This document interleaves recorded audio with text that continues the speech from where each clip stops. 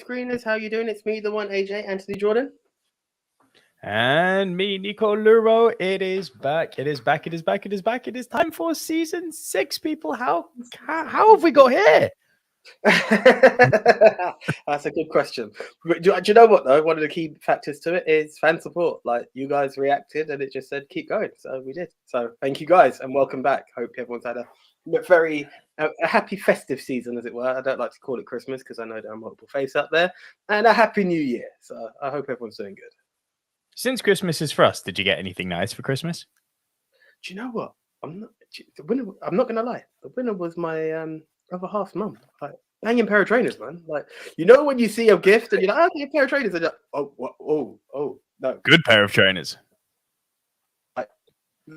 Yeah, like, no, thank you. No, honestly, thank you. It was one of those. So yeah. Did I say thank you? Yeah, thank you. I mean, thank you. Like, rah. Yeah, it was one of those. No, apart from that, you know what? I just welcome the break. How about yourself, bro? Got a few games, got a custom-made controller, and got a... I think it's down here, actually. Yes, it is. One sec. Apologies for the pod squad. We'll just be doing this in a visual format. I'll try and describe it. This beauty... Oh, it is a cinema lens. Nice. Manual focus, manual aperture, all the way down to f1.5. All made of metal, no plastic shit. This is a thing of fucking beauty. Oh! And I've been playing around with it for the last few days with that new Sony camera I've got. Oh my God. Bro, the images. It's like, good Lord, happy days. Nice. I've already messaged a few of the creative agencies and just sent them in. I'm like, this is what I'm filming or not. They're like, we may have work for you in February. I thought you might. Cool. Congrats. That's good, man. Things are good, bro. Things are very, very good. Not much to report, to be honest. Do you know what? I feel we're being very rude. It's only 3 minutes in. Like, we've acknowledged Pod Squad. We've acknowledged Live Squad because, hey, Live Squad are here. VOD Squad will always get acknowledged. But there's a new member to the family, no? A new member to the family? In terms of watching streams, would you like to announce it for those who are... Oh, yes. Thank you for reminding me, AJ. Much appreciated. We are, as well as going live on Facebook, YouTube, which is where most people seem to watch us, we're also now broadcasting live as we speak out to Twitch. So to all of the Twitchers out there watching us, hi, we're completely new to the Twitch game, but hi, we're here. We're on 3 platforms now. A few little announcements and some housekeeping I would like to just announce for season 6. Not that we're going to make the shows too short, but I did feel like towards the tail end of last season, the 2.5 up to 4.5 hour shows were taking a little bit of the piss. It's not just as far as our, but I think as far as our audience's time, it was a bit like, this is a bit on the long side for people to commit to every week. So going all the way back to season 1 now, we are going to, for season 6, bring the shows back a little bit to kind of the hour to hour and a half mark. Saying that 4 minutes in already without having talked about any movies. Well, hey, good job. So yeah, Twitch, differencing length. New thing. You guys know we're on buymeacoffee.com /movie dudes if you want to support us. Thank you, AJ. New to this year, if you are interested, and again, there is zero expectation here, but instead of the whole, I mean, we're going to keep plugging it because it's what we do. But in terms of, instead of putting a little bit of money in here and there, if you want, we have actually got memberships on Buy Me a Coffee now. So you've got your base membership, which is, let me see if I can actually bring this bad boy up here. No, I can't. It's going to take too much. You've got your base level membership, which is just called Bronze Dudes. That's your entry level. Bronze Dudes is literally, you don't get any additional benefits. It's just instead of putting £2 in every week, which essentially equates to £8 a month, you can pay £5 a month.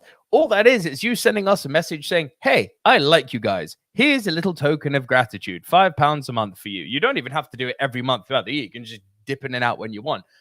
Additionally, we have a Silver Dudes membership. as the name would suggest.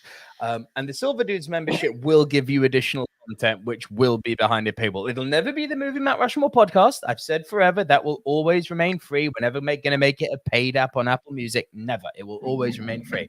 But if you do want more of AJ and Nico talking movies, it won't be the Movie Mount Rushmore podcast show. It will be some other shows, which I'll be telling you about once we've firmed up details, but that will all be launched live as of next week. So Silver Dudes, which is £10 a month. And for that, you get, your little token of gesture of support to the Silver Screen Dudes. And you get some additional content. And that content isn't going to be sporadic. It's going to be weekly. So you're essentially getting 4 new videos from us a month, but that will be behind a paywall. We are going to put some actual love and attention and care into it. So it'll be nicely produced and everything. But yeah, we've got some new offerings for you, and there they are. This, however, this doesn't look good. The Fanuary, yes, I like the Fanuary thing, but it's a bit season 5, isn't it, AJ? Let's mix it up. Oh, nice. Yeah, I like a lot. We have lights on the top. We have an audience down at the bottom. We have curtains on the side, and we have popcorn behind. Nice. Well played, bro. Well played. Season 6 banner is here. Also, that intro felt a little bit season 5, didn't it?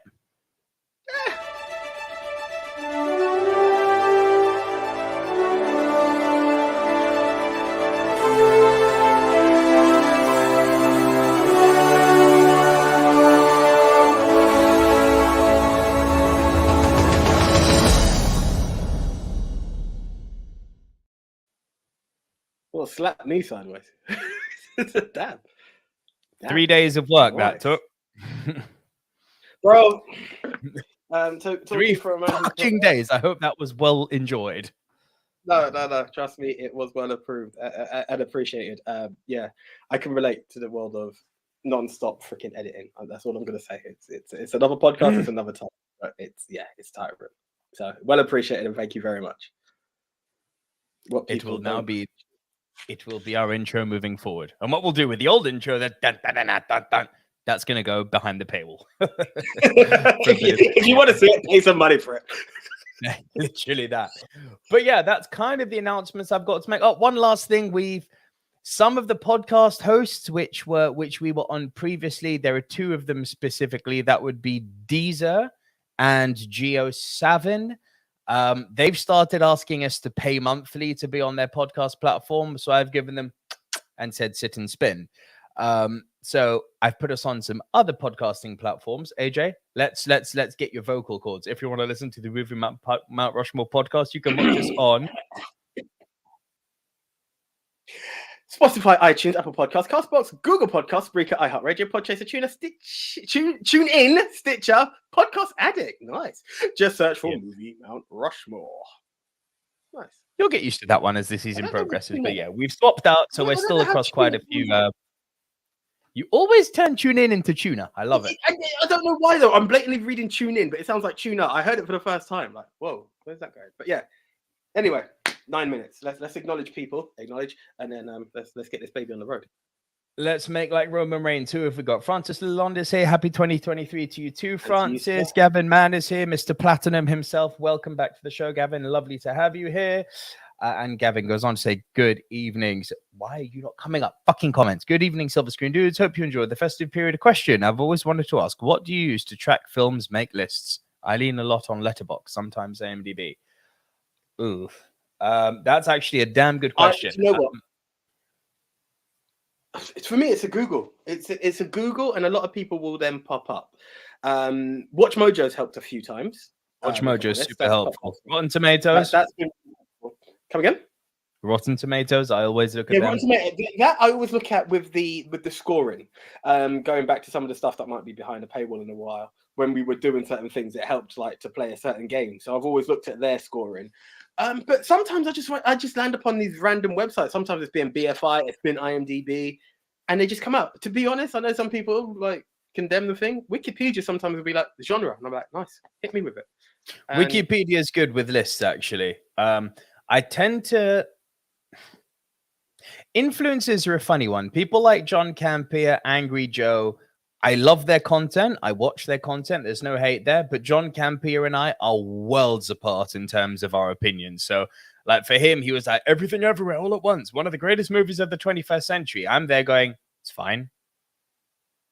You know? So you've kind of, as I've always said with critics, much like with the critics, with influencers, with movie influencers, you've got to kind of just find those who you align with, whose word you can rely on, because their opinion and their taste aligns with yours, and that's kind of when you get a nice funnel of information coming towards you.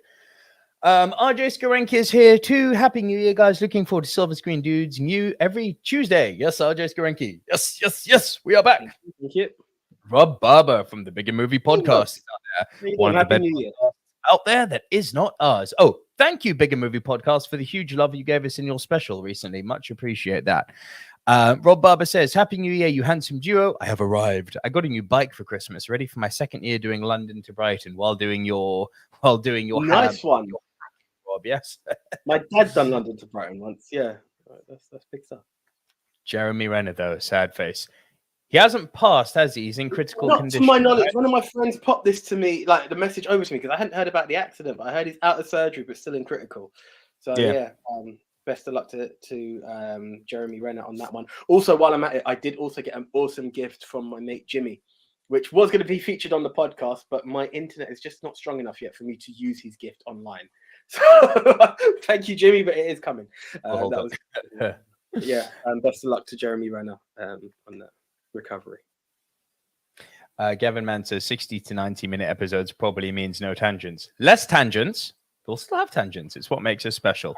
Less tangents and no more two guests in episode. That's like done. Love the Big Tone and Den, but that was too long. 4.5 hours. It's a discipline. Like, that was not a way to close the season. Trust me. Oh, dear. I was in trouble after that episode. Trust me. The wife was waiting outside the door, holding the baby, crying, going, "You can take her now, fuckhead." I was like, okay. Do you know what happened? Is that after the pod, and again, guys, don't want to tangent too much, Gavin, but it is what we did. So here we go, keeping you happy. Part of what happens after the show is we have a bit of a debrief planning for 2023 and all the rest. So like all of that had happened, and I've just popped to the small house as you would after 4.5 hours, but there enough 5 hours of talking, and the missus goes, "What the hell was that? That's longer than a kid's school day." I was like, "You're damn right. I'm sorry." That was it. She's not wrong. To her credit, she's absolutely not wrong. She wasn't. Just realized these blue lights clash with that red. I need to get red lights for next week. Sorry, carry on. Oh, okay. Red lights. But do you know what, mate? Over the course of the last years, we've had blue, we've had kind of grayish blue, and I'm like, red is kind of your color, Mr. Arsenal and Labour. So I was like, let's inject some AJ into not so much now, but before. Yeah, no, thank you. I appreciate that, bro. Thank you. Okay, any more of the comments, or shall we? Yeah, Riri Thomas is here. Great to see you back. Happy New Year to you both, and to you, Riri. As an outside shout, John Turturro as Falcone in the Batman, I thought was great. Kirsten Dunst did. Ooh, nice one. Kirsten Dunst an interview with the vampire. Just some ideas. These are good ideas. Yeah, neither made the list. These are very good ideas. Let's get into it. Leave it. Yeah. Okay. So yeah, as we do get into it, well, do you know what? Screw it. Before I get into my little AJ rambles, would you like to tell people what it's all about? Because this could be the first time. Season 6 could be their first episode. Yes. So for those of you joining us for the first time, what is the Movie Mount Rushmore?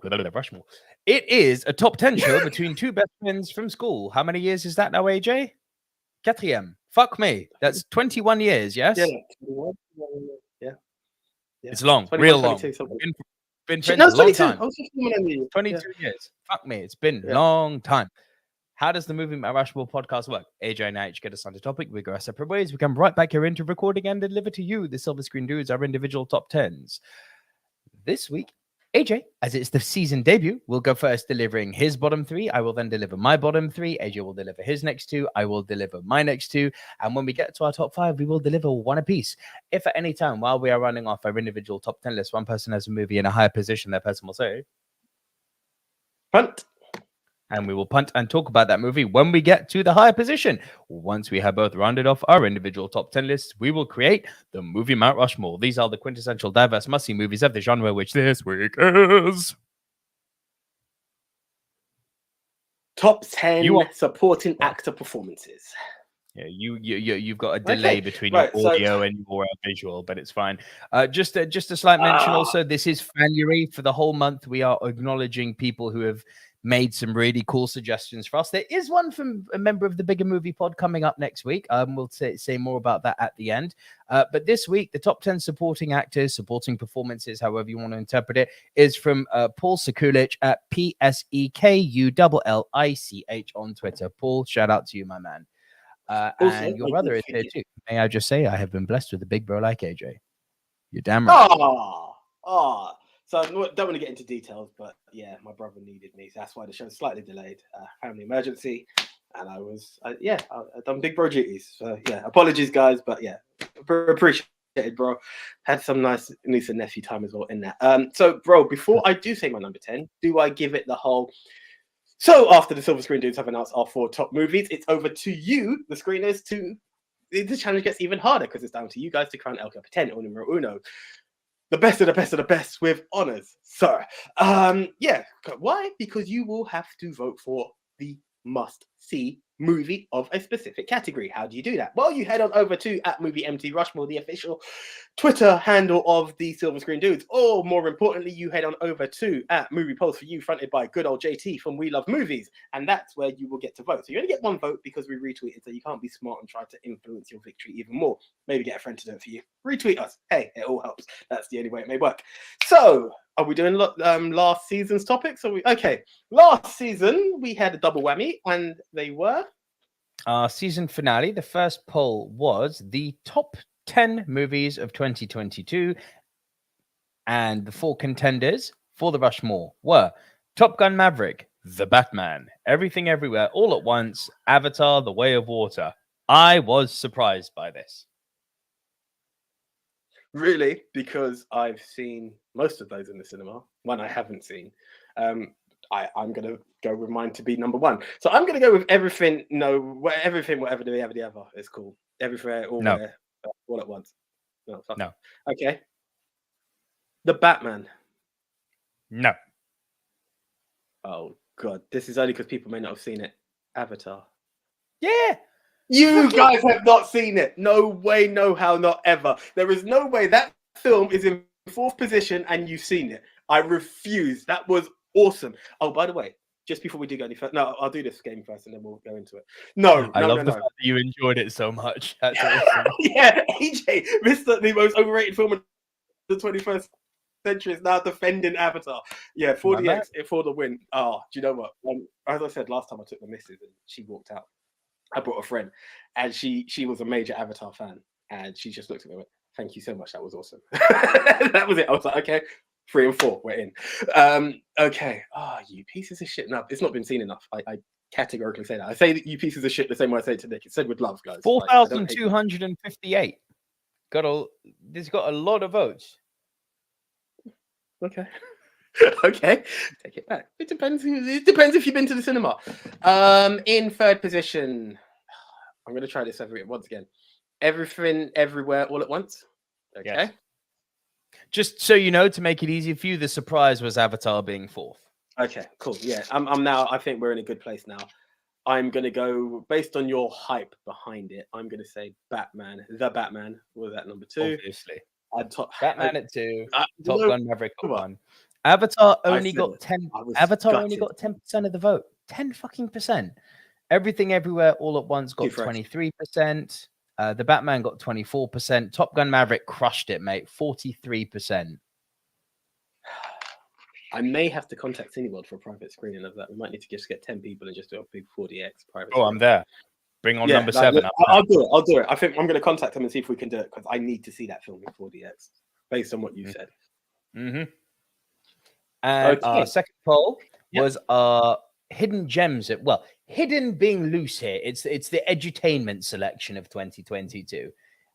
Again, a steamrolling here. Our contenders were The Banshees of Inisherin, The Quiet Girl, Boiling Point, and Good Luck to You, Leo Grande. Right, I'm gonna go with The Quiet Girl at number 4 because I just don't think it was heard of. No. Oh shit! Wow, double whammy of shocker. Good luck to you. Yes. Good luck to you, Leo Grande. Got 12%. You guys are deep, man. That film's decent. Okay, The Quiet Girl at number 3. Nope. Damn. I was happy. Not Boiling Point. Not Boiling Point. Boiling Point. Oh, what is going on? AJ Vex just really hated me for season 5. Like, fuck this guy. Okay. Boiling Point got 13%. Quiet Girl at number. Because Banshees had to be number 1. I'm seeing this as number 1. Quiet Girl at it came in at 2 with 16%. Banshees, with our biggest ever win, 59%. Am I allowed to be smug yet? Ha! Is that thrown at me or at Den? I don't know where we're going. Oh, Den, 100% at Den. As I said, I didn't dislike the film, but just didn't. Yeah. Well, 59% of people did, so that's good. Yeah. I remain hopeful of humanity. Let's fucking get into this now. Right. Okay. Cool. Can I just say before I go? No, I'll leave it for later on. Actually, I'll leave it for my number 5. Cool. Right. In at number 10 for me, someone that you always say I'm not a big fan of, but I've always liked his performance in this. You're gonna have to remind me which film it is because I always get confused as to which one.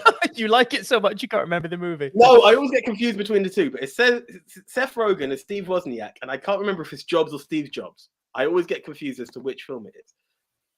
Pretty sure it's Jobs. Jobs is the. Yeah, I'm sure it's Jobs. Yeah, because Steve Jobs is. Jobs. Yeah, Steve Jobs is the Ashton Kutcher one, I believe. That's the one. Yeah. So let's just confirm this now. This is what IMDb is useful. It is Jobs. You're right. Because Steve Jobs was Ashton. No, it's not. It's Steve Jobs. Oh, for fuck's sake! I always get confused. Okay, so yeah, Seth Rogen as Steve Wozniak in Steve Jobs. It's just been nice shout. Great film. Bro, there's something about this film. I remember watching both of them. I think we were doing biopics or something. I can't remember what it was. And I ended up watching both back to back. And they're both films that I appreciate for different reasons. And they're told in such different ways. What I like about this one is you see how Steve Jobs meets the same people each time he has an announcement in such a way. It's the relationship he has over the years with everyone. But Seth Rogen as Steve Wozniak is the one that always hit me the most. It's just the group behind Apple II who wanted to be acknowledged. And he hits a point that I like Seth Rogen doing series, if I'm honest. I think the comedy is I appreciate his comedy. Some of it I'll be like, he's there. He's not the main star to me. He's there. Like this like I've not seen Pineapple Express. Is it that this is the end? Not a film for you. That is not a film for you. But I was just like, even Superbad. I was Jonah Hill. Like Jonah Hill was the star for me of that. I remember watching that. Like he's the funny one. Like fuck this guy. That's what it was. And we are not going to go down the Green Hornet route because that's still emotional damage. But this film, I just loved his portrayal of Wozniak and the determination and the passion behind it. It gave me a new side to him, and it's always stuck out. And that's why he's on the list. Great shout. I'm glad to see him getting some love because that was a very good performance. Your number 9? Thank you very much. Your number 9 is more of a tribute to you.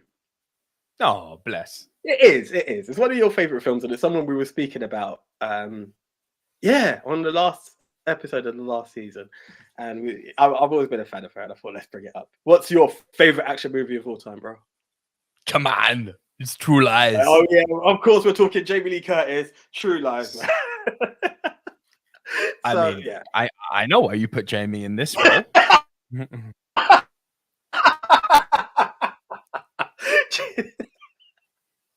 To be honest, if anything, it deserves. Really, it should be Bill Paxton because that's always been my favorite scene of. Oh, it's so funny. I got a little dick. But yes, there is a lot to appreciate, and I nearly did put up that picture of Jamie Lee Curtis.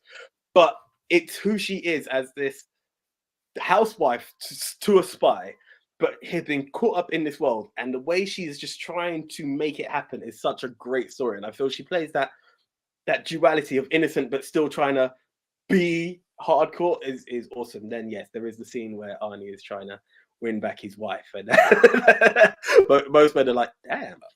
I mean, it is a thing of utter fucking beauty, isn't it? It's actually it's too much. You know what?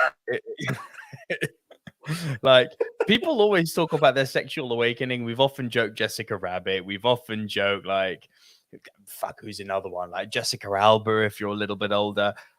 Boy. Before Shannon Elizabeth was Nadia. Boy. I was doing it. Boy. I'm sorry. Can we just fucking acknowledge that this woman is fucking perfection? Like, this is a joke. She's, oh my word. Like, no, stop it. Stop now. Stop sharing. I've made my point. Do you know what's funny? Yeah, but for everyone else, you won't understand this. I saw Nico's name pop up at the screen again. I was like, why has he got 2 screens? And I was like, oh, okay. Mm-hmm. Yeah, so no, Jamie Lee Curtis was, as much as that scene is something, just in general, I thought she was absolutely amazing in that film. So had to acknowledge that one. Yeah. Considering she kind of played the damsel in distress so well. I love the vulnerability, but sexiness she brought. Like, yeah, that's not easy to do, being vulnerable and like smoke show at the same time. Yeah. Just trying again. It's just trying to, and again, it's vulnerable, but also trying to play brave. Like, she has this really weird mix of character in that, and it's something I certainly appreciate. Bro, anytime Jamie Lee Curtis shows up, I'm a happy man. Like, bro, even when she showed up and she's like 80 and everything everywhere all at once, I'm like, you're still fit. Like, I remember the missus going like, oh my god, no, she looks like that. No, she's still fine. She's done Halloween Ends. I've seen the poster. She's cool. You got nothing to worry about on that end. Exactly. Nothing to worry about on that end. Right. You're number 8. So I gave you fan service at number 9.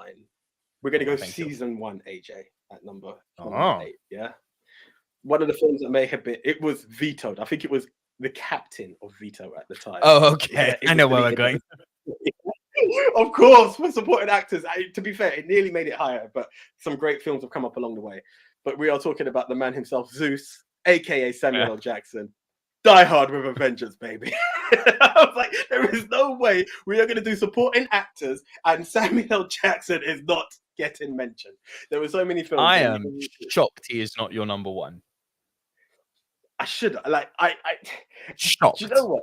Do you know what it is? Performance-wise, like for supporting actor, it probably is number 1. I did want to eliminate like the obvious, and I think that held it back. And there are some stellar performances from people. I actually underestimated this, and I remember you messaging me, and I was, but we both had a like really busy festive period. And then there was so many stuff that just didn't make the list. I'm going to be honest. Marissa Tomei at first was my number 10. Then I had so many great films coming in, and I was like, frick, like, had to go. But, you know what? Die Hard with a Vengeance. I love Marissa Tomei. I love My Cousin Vinny. I don't think that performance is worthy of having won her an Oscar. I still looked at it, and I was like, weird one. Huh? It's a weird one. Yeah. She's cool in it, but it is Joe Pesci's movie. Do you know what I mean? And then even Ralph Macchio maybe could take it more than Marissa. Obviously, no one could be supporting actress out of them apart from Marissa Tomei. But to say that's what gave you the Oscar, it's a touch and go. It's a film I love, but I know what you mean. Out of all performances she's done, is that the one? But hey, it is what it is. But, Republic Productions is here. Hello, Republic Productions. Just popped in to ask thoughts on the rumors surrounding Aaron Taylor Johnson as James Bond. Good actor playing role, like, yeah, sure. Like, any actor other than Daniel Craig and Will Ferrell, I will trust inherently until they've given me reason to not trust them. So, yeah, he's a very fine actor. I would sooner pick Henry Cavill as my dream casting, given that his schedule is all freed up now. Like, if there was ever a moment, he's a free man. Hey, yo, Henry, how we doing, bro? Do you have some time on your hands? Yeah, fancy a pick me up? Would you like a couple of numbers to your name? Yeah. But no, I like Aaron Taylor-Johnson. I can't personally see him playing Bond, but he's proven me wrong many a times when he's been cast and surprised me with his chops. He's a very fine actor. And he's British. Why not? I echo that. It's not my go-to, but hey, if you could surprise me, surprise me. And that's what it's all about, you know? Like, I'm not most definitely. Not gonna shit on a man who hasn't given me reason to shit on him. Does he fit zero. The role? No. But doesn't mean you can't do it. I'll be honest, like when a lot of people were like Krasinski is mystic. I was split. Okay, it's not the greatest performance, but then after you're like, okay, I can see where it goes if he had more time to work on it. Anyway, we move on. Samuel L. Jackson. So, yeah, Samuel L. Jackson is in my number 8. Like, honestly, this is one of my all-time favorite films. I've not seen it in a while, but what I love about the performance that he pulled out here is Die Hard has always been Bruce's film. You know, it went from a John McClane movie to a buddy cop movie. So much so that when Die Hard 4, whatever it came out with, I was like, damn, Zeus isn't there. And obviously Zeus isn't there. Zeus isn't a cop. He's a fucking shopkeeper. But that pairing just felt like absolute magic. And it's I love it. I've always loved it. I thought it was great. The comedic timing that Samuel L. Jackson has in this film is second to none. There was a chemistry with him and Bruce Willis that I think just worked. It worked so well, and it's not that they were both in Pulp Fiction. I don't remember them sharing any scenes. Unbreakable or Glass, it will not match the gold that they created in this film. So that's the one for me. And it's the best. We're starting season 6 to where we finished season 5. Republic Productions and me disagreeing. Henry Cavill, no way, says Republic Productions. Well, I respect you for being on that very, very, very, very small island of people who share that belief, and I will fly the flag for you to die on that sword alone because you're wrong. But that's fine. You've heard me say that before. Put the question out. Who would you then say Republic Productions? We can't dismiss it unless you can put something better. But I would very much lean Cavill because it would be all kinds of cool. Have you seen the man from Uncle? Have you seen him in a suit? He's fucking awesome. Like, take away the dodgy cash. He also does awesome in bloody Mission Impossible. Like, he's not awesome. Henry Cavill does shit. Like, let the man be. Henry Cavill doesn't do shit. He's awesome. Right, so that was your 10-9-8, yes? Yeah. My 10, I'm starting off big here. I'm starting off real big. Steven Spielberg in what some people call his best movie. I don't agree with that. Jaws and Jurassic Park for the win. But let's bring in Schindler's List. And no, I am not bringing in Ralph Fiennes. I am bringing in Sir Ben Kingsley. Nice. I think he was stellar in this movie, playing Isaac. So much so that... Look, I'm not the world's biggest Liam Neeson fan. I've never made a secret about that. I don't have a personal beef with him, like I do with Daniel Craig and Will Ferrell. But he's just never, he's never made me cross the street to see one of his movies ever. But he was very good in Schindler's List. But my God, did Ben Kingsley act circles around him here? For arguably a much, much less powerful and important role, such as the performance of what Ben Kingsley... You've seen Schindler's List, right? I have, yes, I have. I mean, such as the power of Ben Kingsley's role in this, that, man, did I miss him when he was not present. It was, and when you had that fear that, oh, shit, he's actually about to be shipped off, you were genuinely terrified because you'd become so attached to the character. So, listen, Schindler's List is one of those all-time movies, isn't it? Maybe I'm popular to say this. But let me start this by saying I love Schindler's List. I do think it's a tad overrated. I do think people... Here's the funny thing. I was waiting for you to finish. I was going to say, Schindler's List is a film I feel I need to rewatch because I've watched it once. I think it was end of season 4. I don't think it was season 5. And I remember the end touching me, but it wasn't one of those films that I was fascinated by. I was touched by the end by all means, But I felt it dragged. And I need that extra rewatch to appreciate it in the way that I've seen people have. To answer your question, Billy Mount, Schindler's List is pretty much nearly all black and white, other than one or two scenes where there's a girl running with a red dress through it, and they've done like a color mat over that. But it's an entirely black and white film. Republic Productions, Yes, you say that. I'm not going to talk about Bond again because it's not a Bond show. Don't like Henry Cavill as an actor. He's too big in both sides. That's a stupid thing to say because any actor can take any size. I invite you to look at Christian Bale, who went from doing The Fighter, coming up, spoiler, to fucking Batman. Like, size is not something you hold against an actor. Also, Aaron Taylor Johnson, I would argue, too small to be Bond in size. Stock, why would you not want Bond to be a megastar? I think Cavill would be a worse Bond than the miscast model George Lazenby. But we're talking bulk when yes, he says stock. But do you know what both Cavill and George Lazenby have in common? They're both better than Daniel Craig. Happy New Year.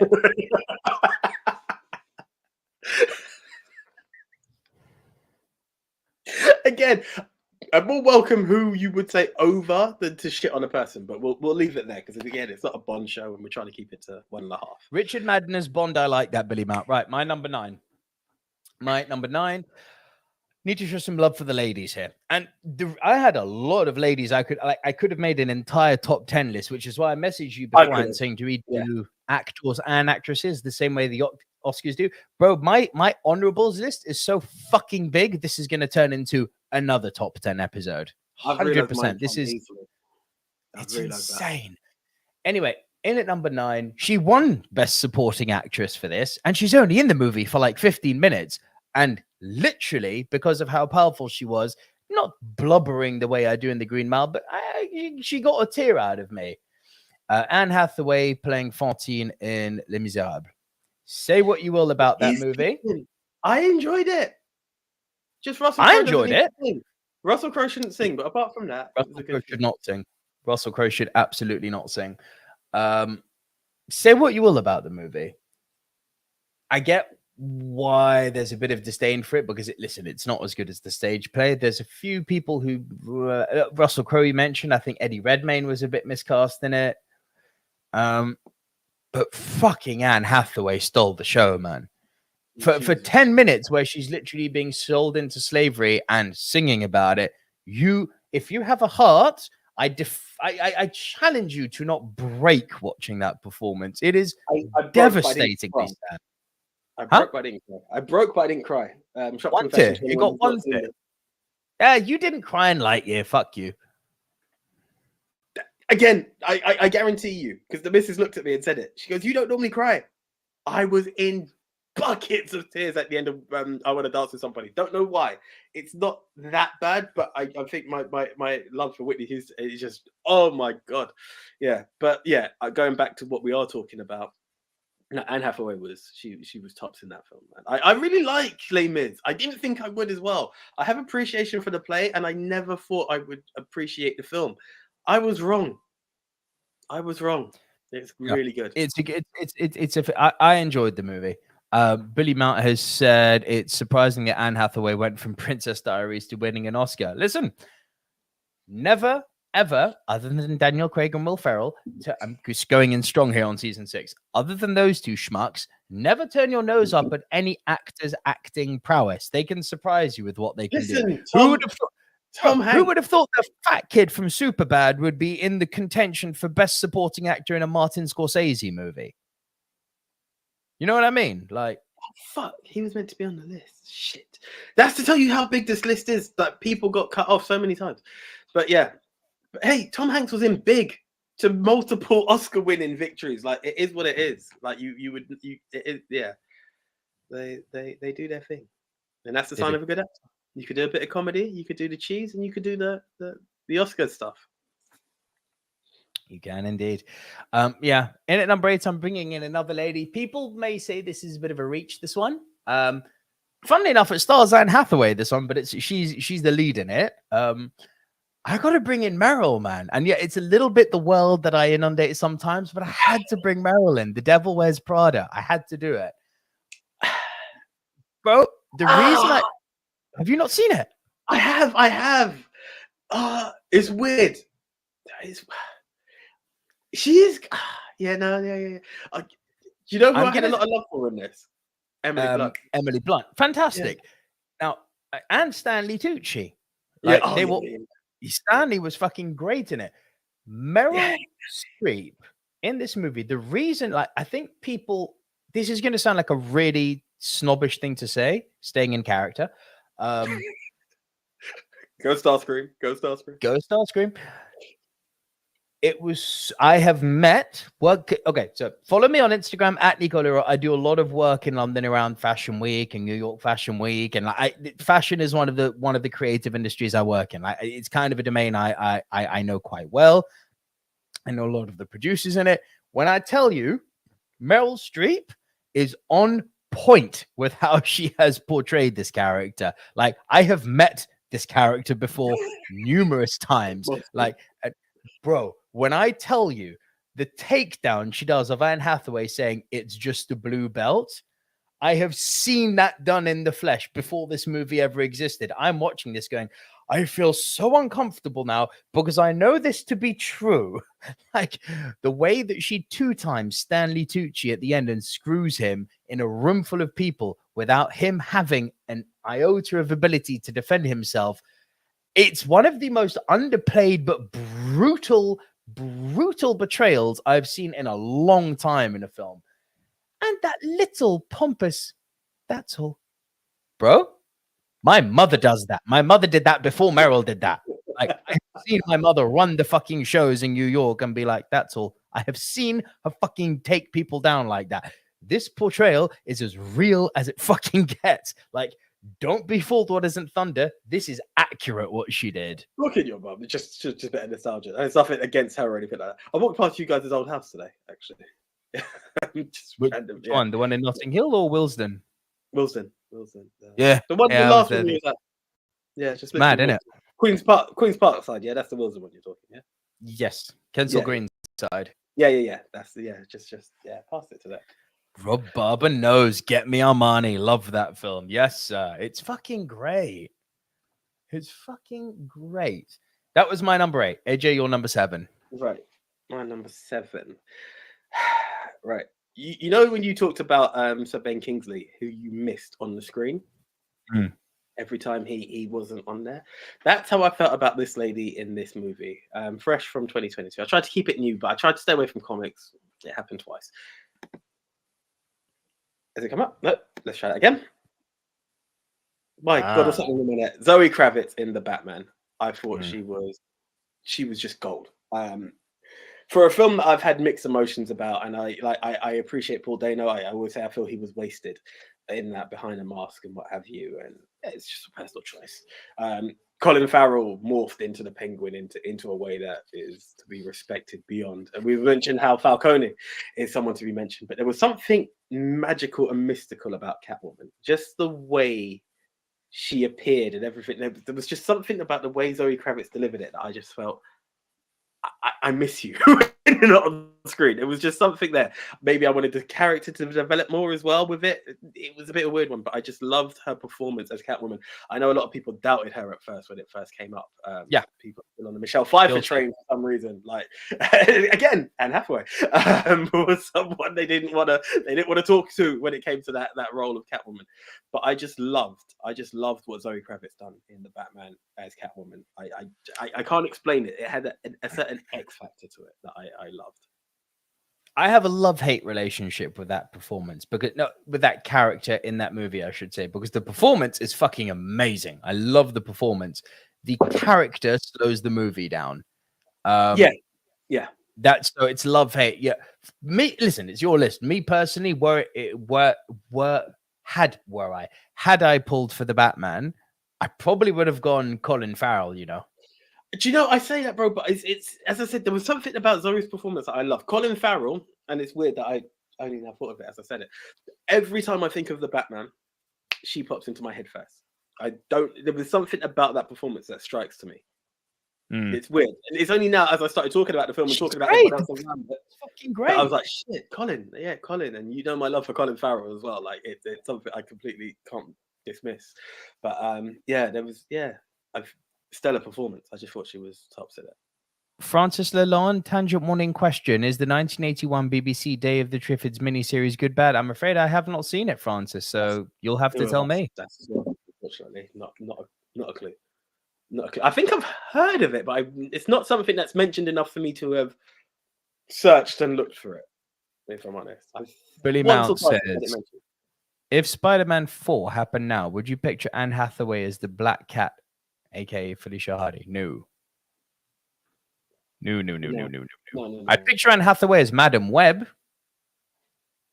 Really? Yeah, I think she'd be an awesome Madam Web. See, now, not that I ever think they've got the... If she would enter that world, Meryl Streep would be an awesome Madam Web. Oh, don't tease me. Don't tease me. That is Madam Web to me. Don't tease me now. I wasn't given that toy to play with. You're bringing new toys to the party that I like a lot. These are very nice toys, AJ. Bring more Meryls, please. Fuck it. Throw Frances McDormand in there while we're having fun. Ooh, I was given... Yeah. Yeah. The Uno reverse carded me there. Busted. Nice. Big man. I was given Anne Hathaway to play with. You're bringing Meryl to the party. What am I going to do? If we were playing with Anne Hathaway in the Spider-Verse, I would see her as Madam Web, not as a Felicia Hardy. Felicia Hardy would actually be a fucking difficult casting. Prior to her being Gwen, I actually think Emma Stone would have been a good. Got it. Alicia Vikander. Girl done Tomb Raider. You know she can whoop ass. You're not wrong. You're not wrong. I still believe, and again, I take it. It sounds bad because I love her as Gwen, but I do think Emma Stone has the right personality to have played the Felicia Hardy. But Alicia Vikander is a good shout. Gavin Mann says, I have never understood having a predetermined decision about an actor actress taking on a different role without seeing the film. Yes, unless it's painfully obvious that it'll be bad. Anything with Daniel Craig. Again, Seth Rogen, I was like, I can't believe this is the angle we're going for with Green Hornet, but I will give it a shot. My initial reaction was correct, but it happens. I still gave it a shot. Not his fault. Terrible script. Yeah, it was absolutely dog shit. Awful script. Yeah. Your number 6. Right, my number 6. I've brought this up a few times actually. Oh shit, have I not got a number? Oh, it's uploaded wrong. Sorry. Yeah, I've brought this up a few times. Netflix movie. Sacha Baron Cohen, The Trial of the Chicago 6. Oh, bro, I saw this last year on your recommendation. It's fucking great. Yeah. Love this film.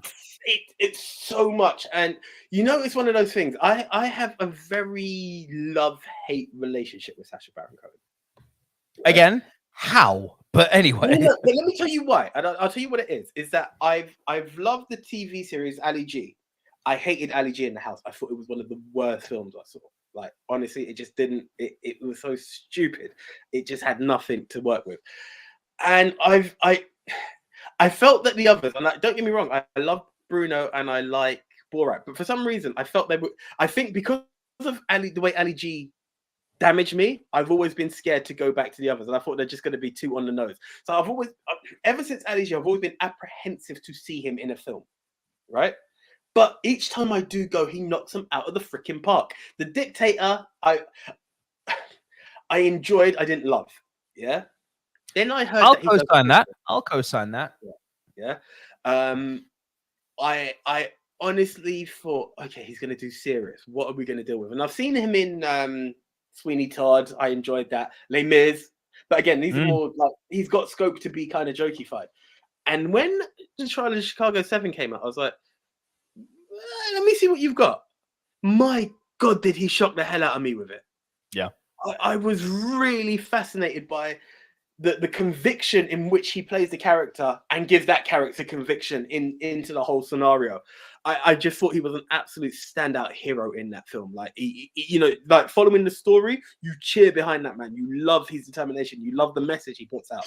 I just thought he was freaking tops. Like, both his character and his portrayal of that character. I loved it. I loved it.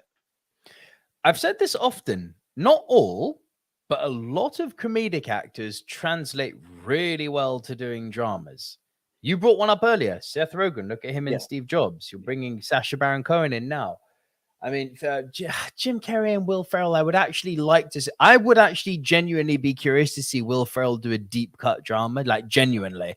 But think of Adam Sandler in Punch Drunk Love or Uncut Gems. Like, when these guys cut their teeth on drama, they're usually really good. They knock it out of the park, and that's the thing, you know. They've got the scope. They do. And yeah, that's a nice call. Republic Productions. Robert Shaw and Jaws better be number one. It's not, but that's a really nice shout. That's a good shout. It's a very good shout.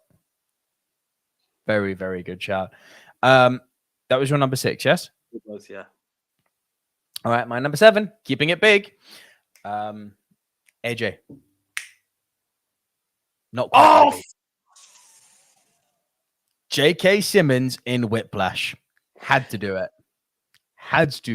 This won him his Oscar. I had this list of so many films, and then there was some that I said are too bait, and I wanted to remove them. Yeah. Then some actually made it back, and for some reason I must have pressed delete on the freaking line. This one was going to be high. Yes. But yeah, I got you. We can talk about him. I got you. Yeah. He was incredible in this. Now, you know, we're talking about Anne Hathaway and The Princess Diaries winning an Oscar. We're talking about J. Jonah Jameson turning into one of the most horrible fucking teachers in the world. And I actually rewatched Whiplash for the purpose of this list. Fuck me. No, honestly, like we're talking top 4 territory. This one, I like it was a toy in number 1. That's why I'm actually pissed off with myself here. Oh wow, really high for you, huh? Yeah. Do you know one thing I never clocked? I'm sure many people, most of whom are smarter than me, did clock, but I didn't. You know how we've always praised Miles Teller for finally serving the comeuppance to JK at the end? I don't see it that way anymore. It's a hard one because I see him sticking it to him, but the proxy of that is JK finally gets that performance out of him that he knew he had. But this is the thing, because there is that look of acknowledgement of there it is. So this is the thing. It's like I've stuck it to you, but I'm sticking it to you to prove I can give you what you want. So it's a double-edged, because it's like you're defying me, and I don't like that. I'm not one to be defied. Do you know who I am?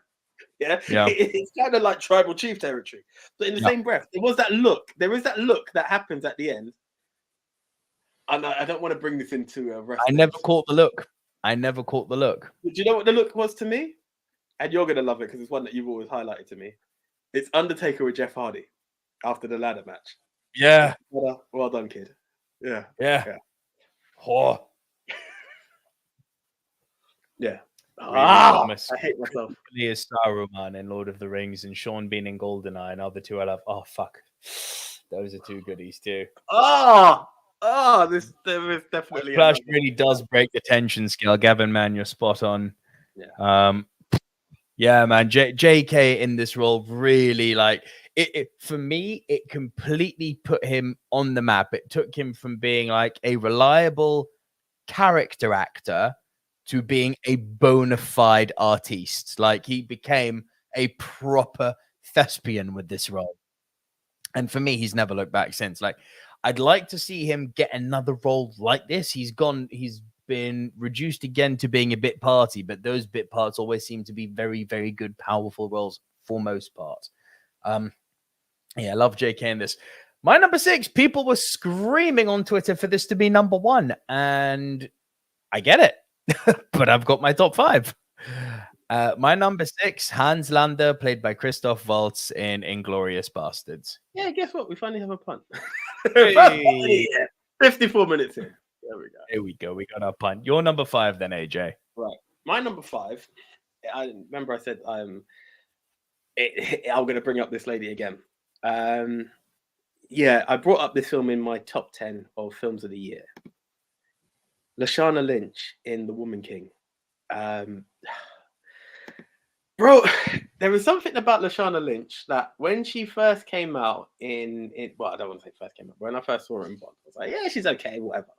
And I think it's a whole 007, knowing the way this film was going about, it wasn't something great. Do you know I saw Matilda?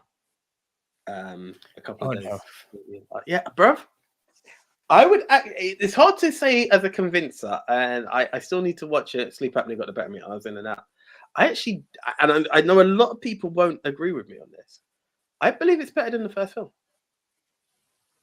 I mean, I that actually believe it's better. reading on a curve. That first film isn't good. It's that, and I want to put a public apology out to Lashana Lynch, because at first I was like, I don't think she's going to work as a Miss Honey. She actually worked. There is something about Lashana Lynch that is now more and more becoming one of my favorite people to see on screen. I think if I hear the name Lashana Lynch, I'm going to run to the cinema. The Woman King is another one of those films. She was absolutely amazing in this film. So The Woman King is, as I always say, without trying to make it too comic book, it's about the story of the real life story of Malaji, essentially. It's this group of women who went to war and would literally destroy the enemy. They knew how to kick ass. Viola Davis is the leader of this group. And Lashana Lynch's character is essentially second, maybe third in command. She will take the new recruits and train them up. But there is something absolutely magnetic about her performance. I just loved everything she delivered. There's the fierce but cheeky side to her that she just delivered, and I just think she delivers power. She delivers power in her performances. You haven't seen the films yet, or have you? No. Yeah. And yes, Billie Lynch was Captain Marvel as well. Yes, she was. She was in Captain Marvel. Yeah. Yeah. Of course, yes. I saw her in that before, but again, like, it was all this hope of her being in Bond, the new 007.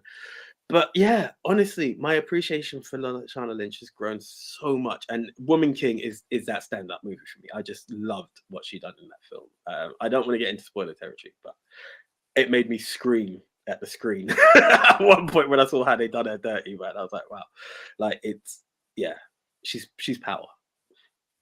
She helps train this young gun in the film along the way, but she's that go-to person that you can soft aside, but she still want to not be messed with. Like, I think the name's Igozi, and they were like, first rule, listen to what Igozi says. Oh, by the way, I'm Igozi. Like, she shows you, like, friendly, but don't fuck with me, and that she delivers it so well. Must-see movie. Okay, I will check it out. By the way, is Troy featuring anywhere in your upcoming list? No. Good, so I can address this. Riri Thomas, Brian Cox, and Troy. If we were pulling for Troy, I would have gone for Eric Bana.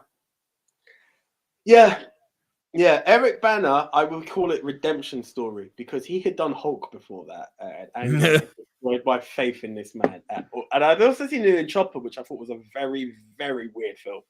Very weird. Have you seen Chopper? With Ricky Gervais, yeah? Huh? With him and Ricky Gervais. Is Ricky Gervais in Chopper? Who are the two leads? And I know he's done a movie where he and Ricky Gervais are the two leads. No. I don't believe Ricky Gervais is in Chopper. Eric Bana is the lead in Chopper, and it's okay. No, this isn't the movie then. Batshit crazy film. But Troy was redemption. I was like, do you know, I like the way you're giving me something to follow in here. I like you in this. Yeah. I love Orlando Bloom was a whiny bitch, but he done whiny bitch good. He was meant to be whiny bitch. That's the thing, right? Exactly that. I love it when we're like, I hated him in that role. It's like, that was the point. That's the point. This is why I say people need to watch wrestling more. Like, you need to learn to hate the heel and love that you hate the heel, you know? Love that you hate and hate that you love. That's kind of the relationship you need to have with these characters. My number 5, I am shocked to my core that this isn't higher, given how much I rate this performance. It could flip-flop with my number 4, but I'll keep it where it is. My number... Nope, I'm flip-flopping. You're entitled to, bro. Do your thing. I'm flip-flopping. I haven't mentioned the name yet. In at number 5, so I'm swapping my 5 and my 4. But in at number 5, I'm going to bring in Leonardo DiCaprio in What's Eating Gilbert Grape. Still on my to-see list. Den the Tech said something to me recently when we had one of our meetups where he was like, that performance was so good, I actually thought they'd cast someone with special needs. Before he knew who DiCaprio was. This is going back years and years and years and years. No, someone else came into my head. Hoffman. Rain Man. Yeah. Again, when Samuel L. Jackson didn't make it, I was like, okay, so it's Rain Man. You're fucking with me today, like majorly. Like, the thing is, I didn't want my picks for your number 1, bro. I didn't want my number 1 to be my number 1, and I feel like I'm going to change. I'm a bit of a spoiler. Yeah, screw it. 100% we do not have the same number one. I can guarantee you that. No. I know that. I'm toying with my number one because it feels like bait, and I didn't want to do bait this year. You know. I'm changing it. Because there are some stuff that just Hoffman Rain Man. Spoiler, but I do not care. I do not care. Okay, well, let's wrap up the show. We know what AJ's number one is. But yeah, Leonardo DiCaprio and What's Eating Gilbert Grape. I think this movie is heartbreakingly beautiful. It's small town kind of road ending country bumpkin Hickville place. Way to be politically correct, Nico. Don't give a fuck. Careful, I'm sure that hurt us somewhere else before. Don't care. Listen, I've been to Florida. Well, I'm just. I'll say no more. Just leave it there because I'm sure that's what screwed us the last time. But anyway, bless your heart because Yeah. So Johnny Depp plays this young kid whose big dream is just to get the fuck out of his little town, right? DiCaprio is his younger brother, who's very, very, for lack of a word, he's very spectrumy, like very, very, very on the spectrum.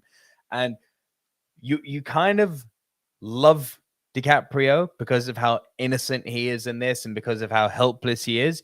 But at the same time, while loving DiCaprio, my God, do you feel for Johnny Depp in this? And then, you throw Juliette Lewis in there, who turns out to be Johnny Depp's love interest. She takes a real liking to DiCaprio, not in a loving sense, but in a kind of elder sister type way.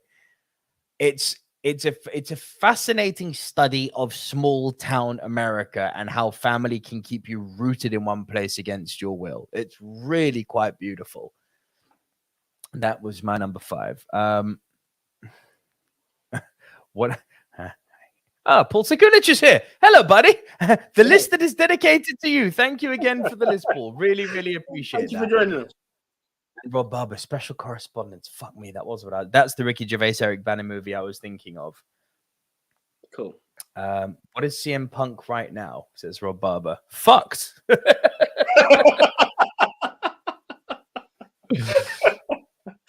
mean, pretty much. And yeah. Literally, Riri Thomas, you're right. Burn until the return of the king is King Theoden. Yep, I adore that character too. He is the front and center of my favorite movie scene of all time. But yeah, that was my Paul Sekulic says the mum in Gilbert Grape had never done any acting before. Thinks she was discovered on a talk show. How fucking crazy is that? That's insane. But yeah, my number 5. What's in Gilbert Grape? AJ, over to your number 4. Do you know what? I just feel like I've been mucking about with some stuff because of performances.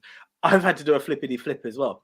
So it is the punt from earlier. It was number 2 earlier, but I'm looking at some of these performances. Oh, no. You are number 4. Sorry. Christoph Waltz in Inglorious Basterds. Yeah, I can understand why people wanted it to be number 1. I toyed with it being number 1 myself. It's a performance that I believe the performance, as great as it is sealed in the opening monologue. Did you know what I mean? And I'm not saying he's shit after, because he's powerful throughout, but he just sets the tone of this is how great I am, and this is how evil and vile I am as a character. So Christoph Waltz as an actor shows how great he is, but you see how evil and vile the character is, all within that opening monologue. The difference between a rat and a squirrel, Oh, man, so good. Oh, mate. It forever hits me as one of those all-time great monologues. As it's when he switches to English that it got scary. I know. You're hiding yours under the floorboards, aren't you? Point where they are. It's like, fuck me. Yeah. Good Lord. Yeah. And the thing about the performance, much like Anne Hathaway, he is not in this movie for very long. This is the thing. Yeah. But it is literally first 15 minutes, last 10 minutes. That's it. Yeah. He's unreal in this film. One best supporting actor, rightfully so. No, and this is the thing. Like Christoph Waltz has always done that because obviously, it's nowhere near the same. But he's magnetic in Django. Well, Billy Matt agrees with you. I think him in Django is even better, though. It's more menacing here. He's lovable in Django, whereas he's just menacing. And as I said, it's that opening monologue that just sets the tone of, oh, you are evil. And it's the disdain behind it. It's the way he refers to other human beings, as rats and the exterminator. It's tough, and that's why I was like, it's one of those that you can't ignore. It's a performance you cannot ignore. And as you said, it's not hello question mark. Mixed memorabilia. Did you ask a question that I missed? If so, please drop it in again and we'll address it. Yeah, carry on. Sorry, AJ. Yeah, no, that's it really. I think you summed it up. That it's so much power with little screen time. And that's what captures it for me. So yeah, agreed. Number 4. Right, my number 4 was the flippity flip from just now. Moved from 5 down to 4. Again, much like with Meryl, it's like, sadly, I have seen this shit. Without going into too much detail, Christian Bale in The Fighter. He won Best Supporting Actor for this. I have seen this physically. Like, some of you know who are regular watchers. Some of you who are first-time listeners or first-time watchers may not know. Yes. Chunky Lunky here, for the best part of 10 years, was a pro fighter. All over Southeast Asia, fought in Las Vegas. I did my thing. Had the title, did my thing. I have seen people like what Christian Bale is portraying here, up close and personal. Sort of has been great boxers that were just one little step shy of being all-timers, lost their way, turned to drugs, get all fucked up, and be toxic around family. I have seen this shit, and it is quite the thing to behold. Now, if you haven't seen The Fighter, stop watching this show immediately. Give us a thumbs up as you leave and go and watch The Fighter. We can't do that. It'll be a one-man show. So, don't be silly. I said we can't do that. It'll be a one-man show. You still haven't seen The Fighter? No, it's on the list. Fuck me. Bro, how many seasons? This is a long time now. We're getting into Edge of Tomorrow territory here with this. I've been telling you a while to see this film. Why? So what is The Fighter? True story. It's a biopic. It's up your street, AJ. It's the true story of Irish Mickey Ward and his coke-afflicted brother, whose claim to fame, this is real, Dickie Eklund, knocked the fuck out of Sugar Ray Leonard and then walked over his down body. That's his claim to fame. But they're at a crossroads in their careers now. Dickie Eklund is a has-been. He doesn't box anymore. He's Mickey Ward's trainer now. Mickey Ward is a fighter on the rise, but everyone is still fascinated by, the hometown hero, Dickie. So you've got Mark Wahlberg playing Mickey Ward, who's trying to contend with the fame and glory that his washed-up brother has, not getting any recognition for himself, and he's the one who they should all be propping up. Meanwhile, you've got the fucked-up older brother, played by Christian Bale, Dickie Eklund, who still loves getting all the dick-sucking attention, but he's discovered a little drug, a wonderful little substance called crack, and it's really fucked him up. And, bro, the performance, and again, I have been around people high on crystal meth, high on cocaine, fucked up boxers. Like, I've seen some horrible shit, unfortunately, in some of the boxing gyms I've frequented. I legitimately believe I have, do not take this to the bank and say, Nico confirms. Nico does not confirm. Nico strongly theorizes Christian Bale was on crack for this role. It's too real, bro. It's too fucking accurate what he's doing. Like, there are moments, like there's a specific moment in where they're in, I believe they're in a limo on the way back from a fight that Mickey Ward has just lost, and he's kind of there with his fist up, and he's just in his own fucking world talking to himself. Hey, yeah, man, I was there about this time, and man, I tell you about that. I can't do it because I have not. I'm not it. But, bro, scary accurate. Scary how fucking accurate that performance is. If you've seen that type of shit before, you will agree with me. If you haven't, you will say I disagree, and in which case I'll say I'm happy you haven't seen this shit. But he's like for me, that's his best performance. Crazy to think, considering he's mostly a lead man, but no, that's his that is his best performance for me. YG is here. Hey. Evening, guys. Christoph Waltz's scene where he's playing along with the bastard's terrible Italian accent is just as good as the opening scene for me. That's a good shout too. Nice. I can't stand David O. Russell. He's a fucking prick, says Billy Mount III. I do not have such a strong opinion on David O. Russell. I don't know anything about him to suggest he's a prick. I was like, wow, welcome to 2023. Literally. All I know is that he directed the movie, and I really, really liked the movie. I also know he directed Amsterdam, which I really do not like so much. And no, I have not heard about Russell's behavior behind the scenes, Billy. Hence why I don't think he's a prick. I'm sure if I read a bit about it, that very well may change, and I actually might throw up a hashtag cancel a Russell. Mixed Memorabilia says The Fighter is a very good film, and Bale, as always, is excellent. As a boxing fan, it ranks high as far as boxing films go, in my opinion. Bale is a meticulous method actor, man. Oh yeah. One. Is there another Bale film in your list? Is there another Bale film in my list? No, sir. Not with him as a co, mind you. No, not with him as a supporting. No. Okay. I know. I know what you're asking. I tried to watch that in time for this. Just didn't get a chance. Okay. You're number 3.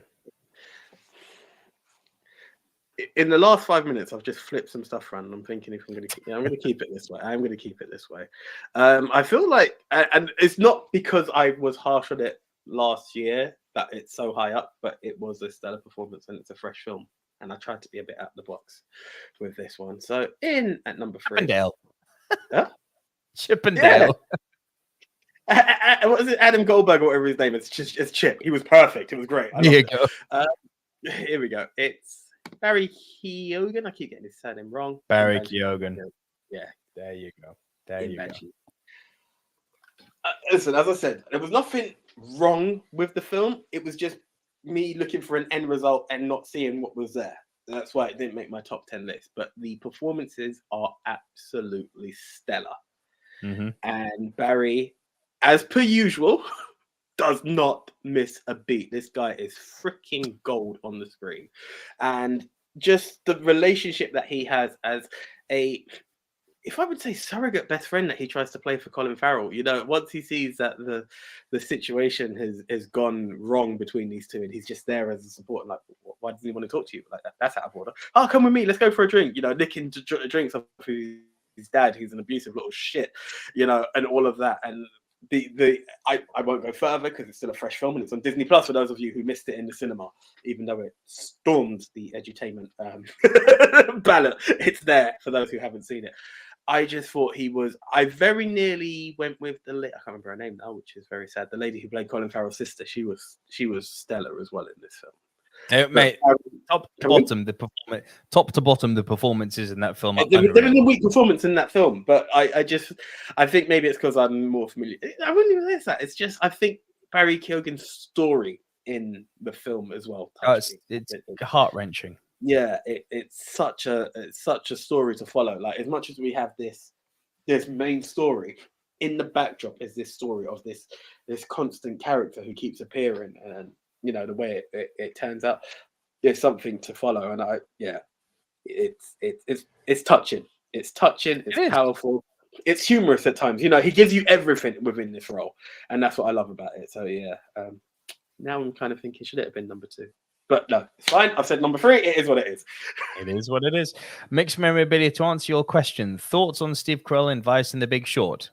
There we go. Vice is the film I was hoping for. Steve Carell. So this goes back to what we were talking about a tad earlier with Seth Rogen and Sacha Baron Cohen. There are some people that you hear we're going to be in serious movies. You're like, no. These guys knock it out of the park. And that is what Steve Carell has done time and time again. Like, I loved Steve Carell As a person who's not seen The Office, it was just that moment as Evan Baxter in Bruce Almighty, and I was like, this guy, like, he's challenging Jim in the crazy right now, you know. Oh yeah, that's what I loved about it, and it stood out. And I've seen stuff. Crazy Stupid Love is one of my favorite comedies. I just think he's. I know you love that film, don't you? I just love it. I love it. And you know, along the way, this is just what he's done. 40-Year-Old Virgin.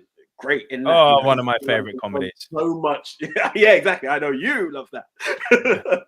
But hearing he was going to be in a serious film, and I remember it was the first one with Big Short. Again, I've not seen Vice, so obviously I can't say the first. But the first time I saw Steve Carell touch on the serious was in The Big Short, and I was like, "This is amazing." Yeah. This is amazing. And honestly, mixed memorabilia, all I can say is thank you, but damn you, because I've just realized another name I forgot to take off Literally. the list of supporting actors. But yeah, no, he's tops. He's tops. Anything Steve Carell does is gold. Apart from, what is it, Dan in Real Life? I wasn't a big fan of that film. Yeah. Dan in Real Life, I have not seen. He's got a superb show on now on Disney Plus, by the way, which I wish I could remember, considering I just said it's superb. Really good. Really, really good. Just go on Disney Plus and type in Steve Carell. It'll show up. Gavin Mann says, I know you're on Kyogen here, AJ, but can we acknowledge that Colin Farrell had 4 films last year? Banshees, Batman, 13 Lives, and After Yang. And they were all fucking good films. Awesome. You know what the thing is? And here's the thing, Gavin. Like, in honesty, no, I mean, yeah, we have to, that has to be, but in Banshees, he's a lead, he's a co-lead as far as I'm concerned, you know, if not the lead, and that's why I couldn't. But you're damn right, like but again, Nick knows this from going back to, I'm gonna say it, Bullseye in Daredevil. I have always loved everything. He was good as Bullseye, bro. What I'm saying, but no, I'm just saying it's a fromage film, and it's a scene of a film for people to know. Like I was a guy who would run to a Colin Farrell movie because I was like, Colin's in it, I'm down. I love Colin Farrell, absolutely love the guy. Oh yeah, we are very much Team Colin Farrell here at the Movie Mount Rushmore podcast. My number 3, I'm going to bring in. I'm pretty sure it's a fan favorite. It's a weird one. I feel like people, as they're getting, it's interesting. As the internet evolves and people are genuinely getting more curious because they effectively have the Library of Alexandria at their fingertips now, right? And people are, which I love, going to actually study films that they love more. I found that a lot of people have gone and studied this film and found out certain things about it and then be like, oh, I like it less now for X reason. More often than not, without giving away too much, because otherwise I'll give away the movie. More often than not, there's X reasons I tend to agree with, but for me personally, they don't sully the movie experience. It's from Stanley Kubrick. AJ, what is your major malfunction, numbnuts? I had to bring in Ali Ermey as the drill sergeant in Full Metal Jacket. I actually got offended because I've not seen Full Metal. I was like, whoa, what have I done? I thought you were going to have a go at me for Kubrick because that's You've also not seen Full Metal Jacket.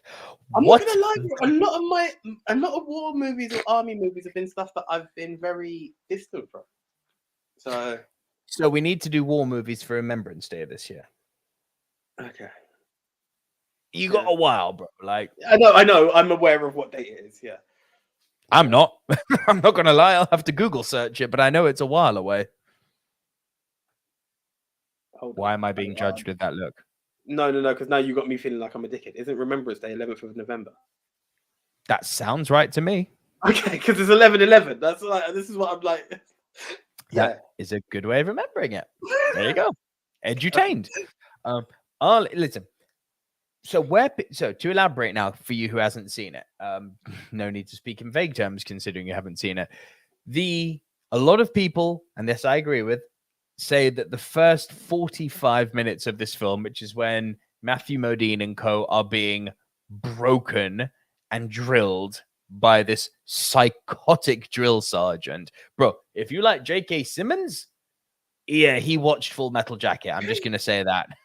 I'll just say that. He watched Full Metal Jacket and went, I'll take out the swearing and just do the same thing. It's literally the same role. Ali Ermey is a fucking nut job in this film. the way he goes after the soldiers individually, beats them up physically, emotionally, breaks their souls for the purpose of molding them into killing machines. Now, a lot of people said that after 45 minutes, the movie takes a dive off a cliff edge. That part I don't agree with, but it is definitely, when they're in Vietnam, it's less good than when they're being trained. But bro, the fucking price of admission for the first 45 minutes is like, yeah, you pay that full whack, mate. This is not an AJ Vision thing. Seek out this movie and support it. It is one of the all-time great supporting actor performances. So much so that when you talk about Full Metal Jacket, everyone instantly goes, Drill Sergeant. It's like, yeah. I've heard that. I have heard that. It's not one of those things that I'm like, it precedes, you know. You talk about that film, everyone's like, oh my god, so I'm familiar, but I just not had the chance to see it. Mm-hmm. Paul Sokolic is quite right. Farrell was great in Tigerland. That is a Vietnam movie that does not get brought up enough. I love that film. Gavin Mann says, well played, Nico. Watched this last year, so I'm doing better than AJ. Fun movie trivia from Billy Mountain here, and that's how he got the role of Sarge in Toy Story. Love that. Nice. Paul Sokolic says, wasn't he a real drill sergeant? That I do not know, but I'd believe it. I would thoroughly believe it. AJ, you must just YouTube the shit. Drill sergeant scenes from just yeah. No, because I don't want to take it away from the intensity of the film. So I think I will just try and It is. What the fuck has just come up here? Well, no. I apologize for the racial slurs being broadcast on our comment section. Could everyone please call It's So Very Sad a bigoted little prick who probably fucks his sister and eats mayonnaise sandwiches? So let's block them. Thank you and goodbye. Oh, wow. I just caught that. Yeah, no, they're blocked. They're blocked. Yeah. Thank you. Okay. Oh. Sorry, AJ. Hey, it's fine. You're number 2. Right, my number 2.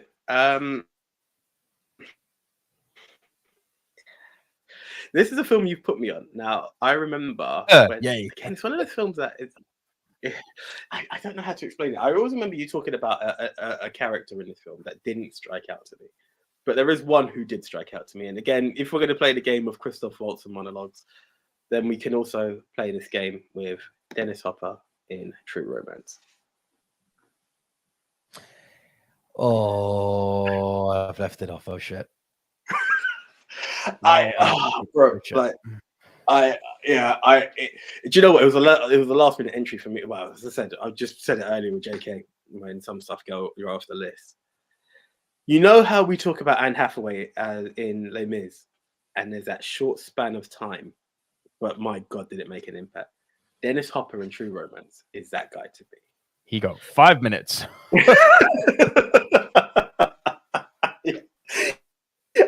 I just remember this because he knows his son has done some madness and he's covering. And then it's did we talk about the body signs of lies? Is it that we talk about, oh, you're Sicilian? Did you know that Sicilians are basically hey, we should keep yeah. Literally what Real Game Hours, the knob jockey from the board, is saying. Yeah, and it was the intensity, and when you know, and I don't want to spoil it for someone, but let's just say when you know what's about to go down, and you have those brass gnats to that degree, to just he knows his end was done. He knows his end was done. But what I loved in this film, because you know this is a top 5 movie of all time for me, it's how that balance of power gets switched in the space of the scene. Because the first few minutes, Vulcan owns him. Like, owns him. Tells him about Sicilians. They got this many ways to lie. World-class liar. I know you're fucking lying to me. Here's what your son's done.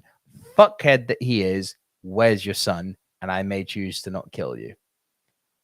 And I'm getting real tired asking the same question again and again.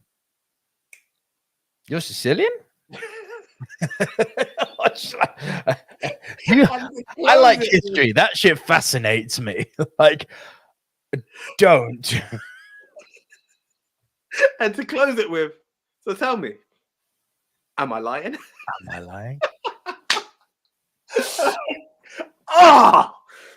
Just thinking about it, the goosebumps, the shiver is down my spine from that film. And I remember, again, what I will say was, a lot of people have said it. It's not just you.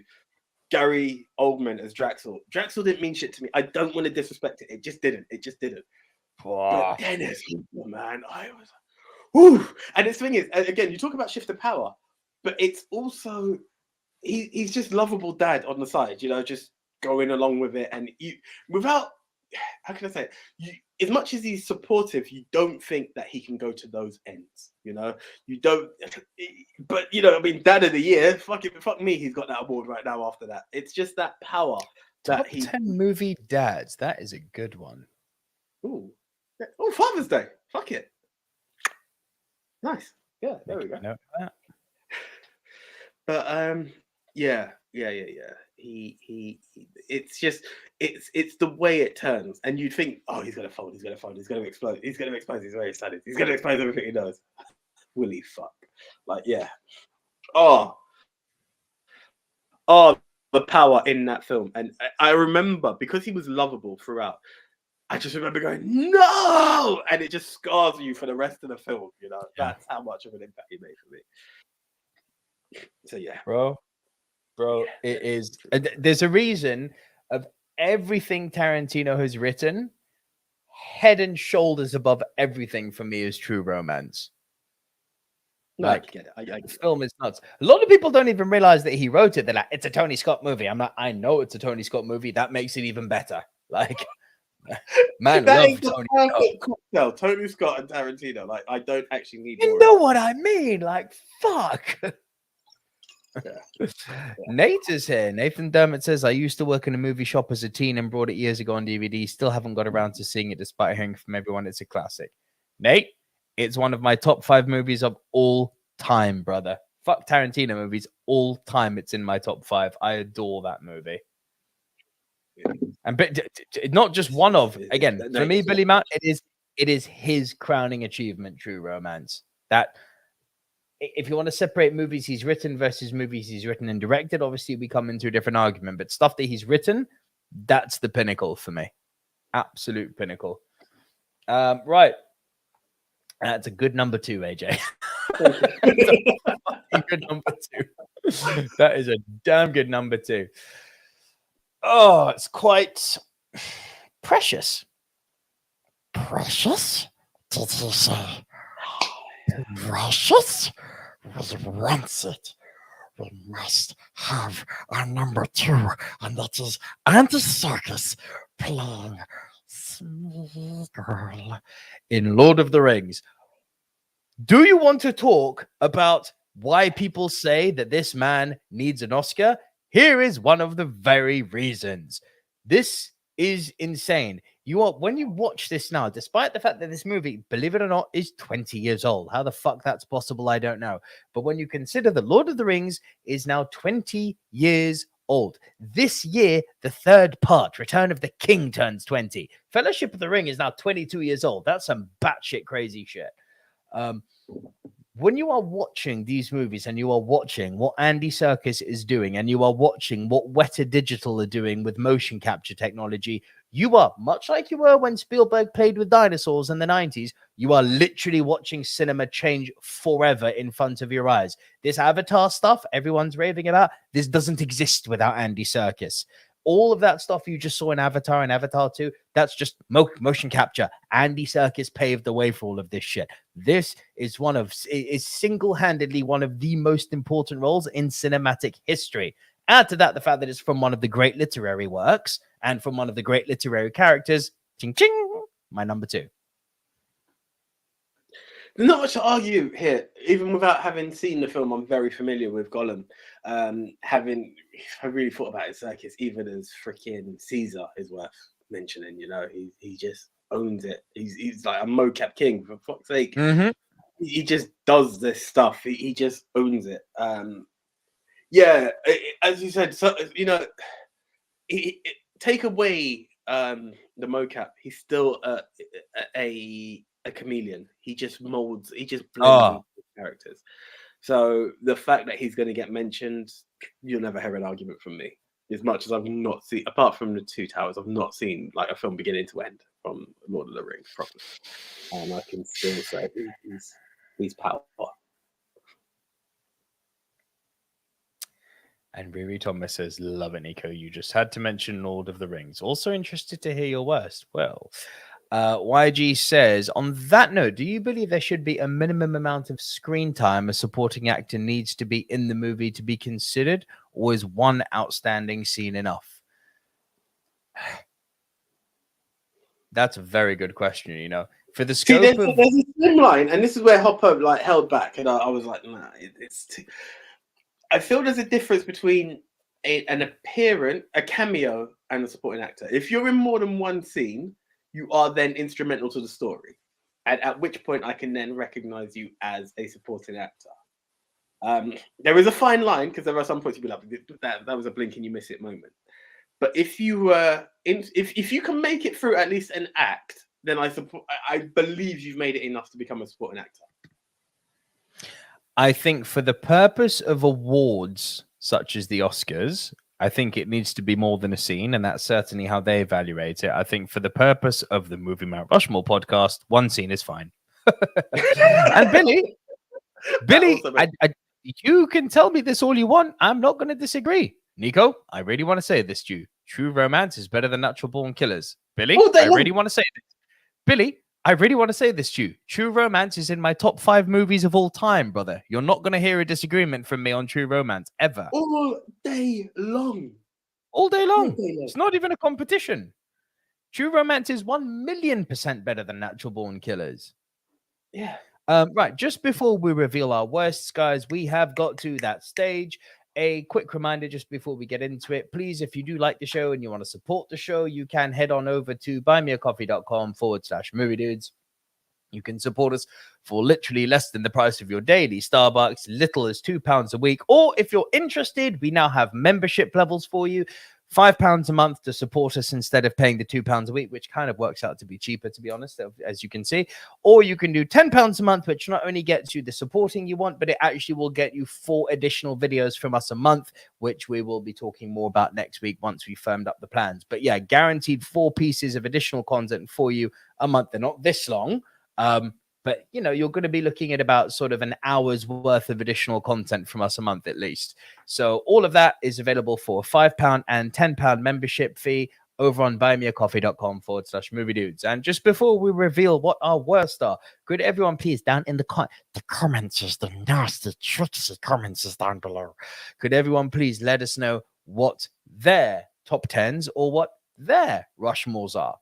Now, with all that said, AJ, what is your worst? Do you know I don't have one?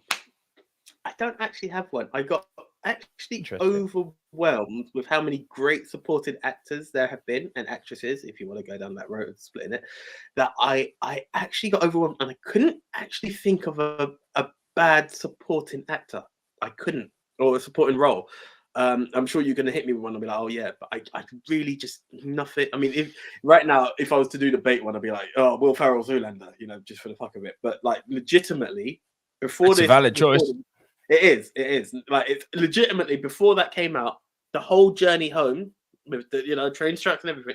I couldn't actually think of a bad supporting actor. Now it's hit me. If we are going to play that game, we'll play that game. But apart from that, I don't even have an image because it just hit me in the last like 10 seconds.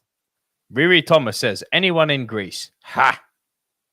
I mean, that's not entirely wrong. No one exactly became anyone after Greece, but yeah, no, that's also unfair. It's a great movie. Billy Mount, I'm with you, by the way. I want Tintin 2 to happen as well. I really love that first animated Tintin movie. My worst is... It's a strange one because the person I'm bringing up, I believe, actually won an Oscar for this performance. So it's a very personal choice, but I despise the movie. Like, it left me feeling cold and completely unmoved. And considering the subject matter, it should have left me feeling like I needed to take a shower and then I needed a hug from mummy. And it didn't do that to me at all. I was like, well, that was 2 hours of my life I'm never getting back. Fuck that shit. And I thought the performance was completely one note. For me, most of the time, I agree with the Oscars. They do, I feel, sometimes get a bit political for my liking. Not often, not anywhere near to the degree where I think people blame them for. This, for me, was a political one because it's a slave movie and it's a woman who's playing a slave. And yet, what does she do for 10 minutes? Or for 20 minutes or for however fucking long she's in the movie. I don't know because it's so fucking forgettable. She cries. That's literally all she does. She gets hit and she cries. She gets up. She gets hit some more. She cries some more. I'm like, character? Something? Nope. Okay. Lupita Nyong'o in 12 Years a Slave. I thought this performance and this movie suck. I said it, and I don't care. My opinion. 12 Years a Slave is a very, very funny film because the reaction I've heard... not funny, but anyway. No. When I say that, in terms of why I've not watched it, it's left me in a state of, I don't know. Some are like, it's shit. Some are like, it hurt them to see the size of slavery. Others are like, it's just poor. It's just poor. It is poor. There was another side that really wants me. I know it sounds bad, but it's a slight bit of patriotism behind it. Steve McQueen is essentially from the same island as my grandparents, Grenada, and like it was a big thing when it became everything. Like, oh my god, this guy from Grenada, like he's been able to do this and the other. And for that, there's always this slight hint to see what he's done. And don't get me wrong, I remember watching his Small Axe, and some were good, some were bad. Have I finished Small Axe? I can't remember. But going back to it, it's just one of those. I'm never sure if I actually want to watch it. It sometimes it's a write-off, other times like I'm going to give it a shot. I've never actually given I don't know if I will ever watch that film. It's a snooze fest. For me, this is for me. Riri Thomas, Uma Thurman as Poison Ivy is a good shout. And Billy Mount, no, it's not the Steve McQueen we know and love. We're not talking about Great Escape and Papillon Steve McQueen. This is Black Steve McQueen, the director.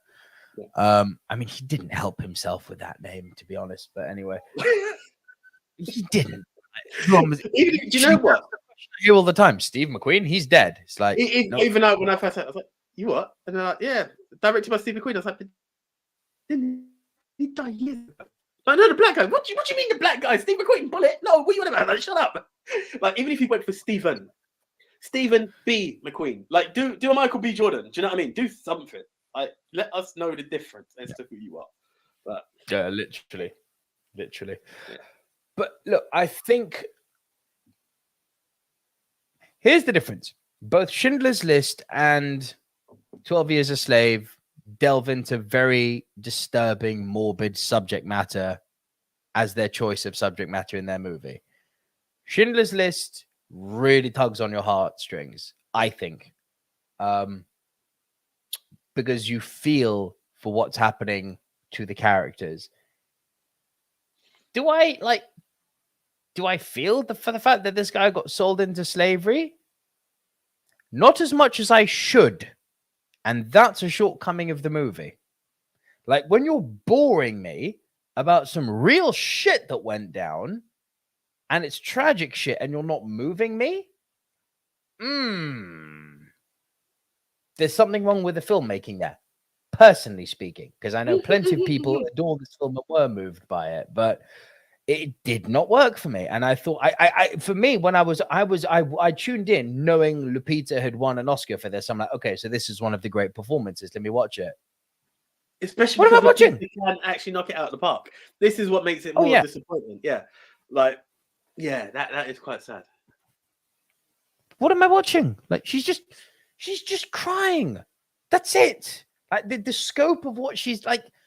You can't put this in an argument with things like Gollum and Bale and The Fighter and fucking Ben Kingsley and fucking, Barry Keoghan. It's not in that level. It's not.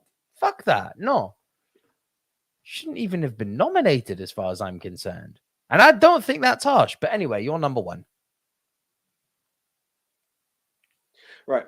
So, do I reveal what was going to be my number one, or do I just go with the official number one? I mean, by all means, have at it. Look, what I was going to go is the obvious Heath Ledger. Republic Productions. I really did want it. Like, I wanted that. But you reminded me of something, and I have to bring it up. Dustin Hoffman as Rain Man. A film, I don't want to say it's one of those first serious films that I watched, but what that film done for me was such an eye-opener. And like, to think this is the same guy who played Hook later on, it doesn't compute to me, you know. It was just fascinating. If I tell you, Rain Man it's so weird how this happened. Rain Man was a VHS on my parents' shelf for the longest while. Never touched it. One day I remember saying to my sister, like, should we give this a shot? Must have been watched countless times. It was so weird, and it's sad to say this, but you have to pay attention to the generation and the age that we were. At first, you kind of take Dustin Hoffman's character as kind of comedic in the beginning. You're like, oh my god, like, you know, he's making some mistakes, and this was at a young age. I remember watching this, and then you're like, hold on, this is actually really sad. Then you start to learn. It was the first time I'd ever learned about autism. Ever had never heard of autism before, and then you start to see the traits and the passion behind it and the bond. And again, Tom Cruise being the arsehole brother who just wants nothing but like the inheritance. Like, screw my parents. Yeah, my dad was a cunt. I want my money. Oh, what, my brother? Oh, some guy in an institution. Like, screw him. I'll do whatever I need to do to get him. And some would say he abused him throughout, and there was nothing to it at the end. And even like, I do not agree with that. I don't want to, you know, a spoiler, but there is a level of care that's there, and the bond that was built between them, and what Hoffman portrayed in that to actually open your eyes. Now, I'm one to say it that it's nothing to be ashamed of. My cousin is on the spectrum of autistic, and with that was in special schools and has been around people with autism, and you know, he's got friends who are autistic, and I've been in contact with real life autistic people since then, and what Hoffman showed there compared to what I have seen with people that I would even call friends of my own with autism is mirrored. It was just powerful to a degree that it was, again, at the age I was, I didn't even compute that I was looking at Hook on screen, you know? But to believe who he was and how he morphed into that character, absolutely powerful. And it was one, I don't know if it made it into my top 10, but it is one of my all-time favorite films, and one that every time I get reminded of, I'm like, damn, Rain Man. Like, when you said it earlier, I was like, whoa, sugar. Yeah, like, show some love to Rain Man, because what Hoffman done there, stellar. Yeah. I don't agree at all that Tom Cruise was abusive to him the whole way. I think Rain Man's fantastic. The ending, much like Elvis, left me feeling a little bit cold and unfulfilled. And I don't think it was one of those movies where that's the point. So no, it's not the point. I actually think the ending was a bit flat. But for most part, yeah, I love Rain Man. Really, really love that film. Yeah. Would you like to take a guess at what my number one is, AJ? You have three guesses. Honestly, when I asked you about Bale, I really thought, and it hurt me that I haven't seen it because I tried to watch it today, but apparently stuff got in the way. Rockwell as in Vice, I thought was going to be your number one, but that's he was in the discussion. That's for another captain. Cool. Yeah, sometimes it's worth saving your number ones. I know what you mean. I know what you mean. That's why I was like, do I reveal Joker? I don't even know if Joker will ever make it to number one because it's just too big. Number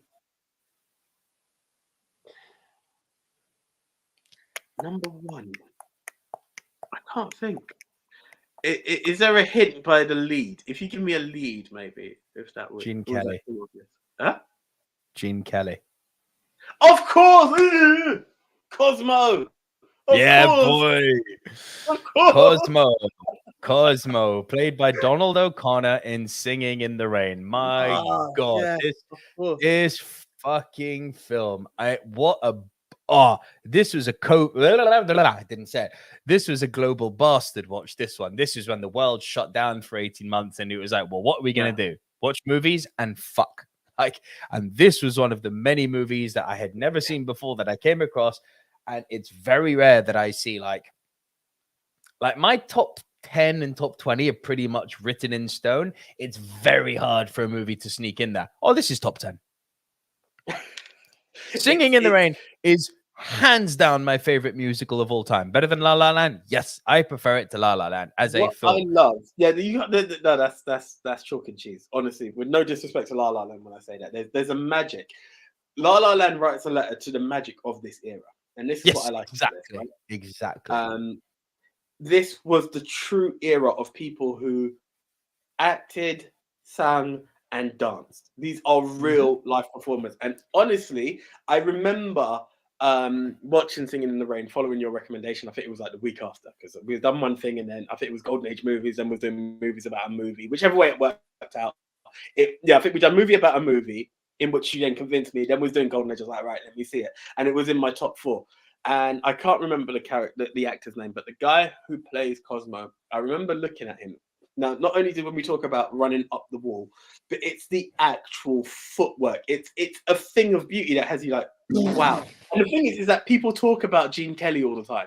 And I'm, Gene Kelly, and I love Gene Kelly all the time. These are the names that you hear all the time. Gene Kelly, Fred Astaire. And I was like, this guy? Who's he? Like, who is he? Give him his props, man. Like, every time they are on screen together, it's irrefutable that your brain tells you, I must look at Gene Kelly because it's Gene Kelly. Your eye is drawn to Donald O'Connor every time they are dancing together because of the way he acts, because of this natural magnetism he has. It's crazy to say because Gene Kelly is a much bigger household name than Donald O'Connor. Donald O'Connor, for me, outperforms Gene Kelly in what is literally Gene Kelly's wheelhouse. He is so charming in this film. You can't not love him in this film. Like, it's no. That's a good choice, bro. That's a good choice. It moves me to my core. That he is. Like, it's still top 4 territory. It's my number 1 because of how much that movie hit me and made me realize, like, do you know what? It reminded me why I love movies, because it'd been such a long time, like, because we watch a lot of movies on this podcast, obviously, like a lot of movies, it's anywhere between 7 to 10 new movies a week, right? That's what we're trying to push ourselves to.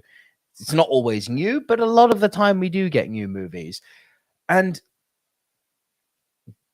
by watching so many movies, it does lead you somewhat to stop watching things as a movie fan. And this is the discussion we had before. Start watching things as a cinephile, which, like it or not, AJ, you are one now, my friend.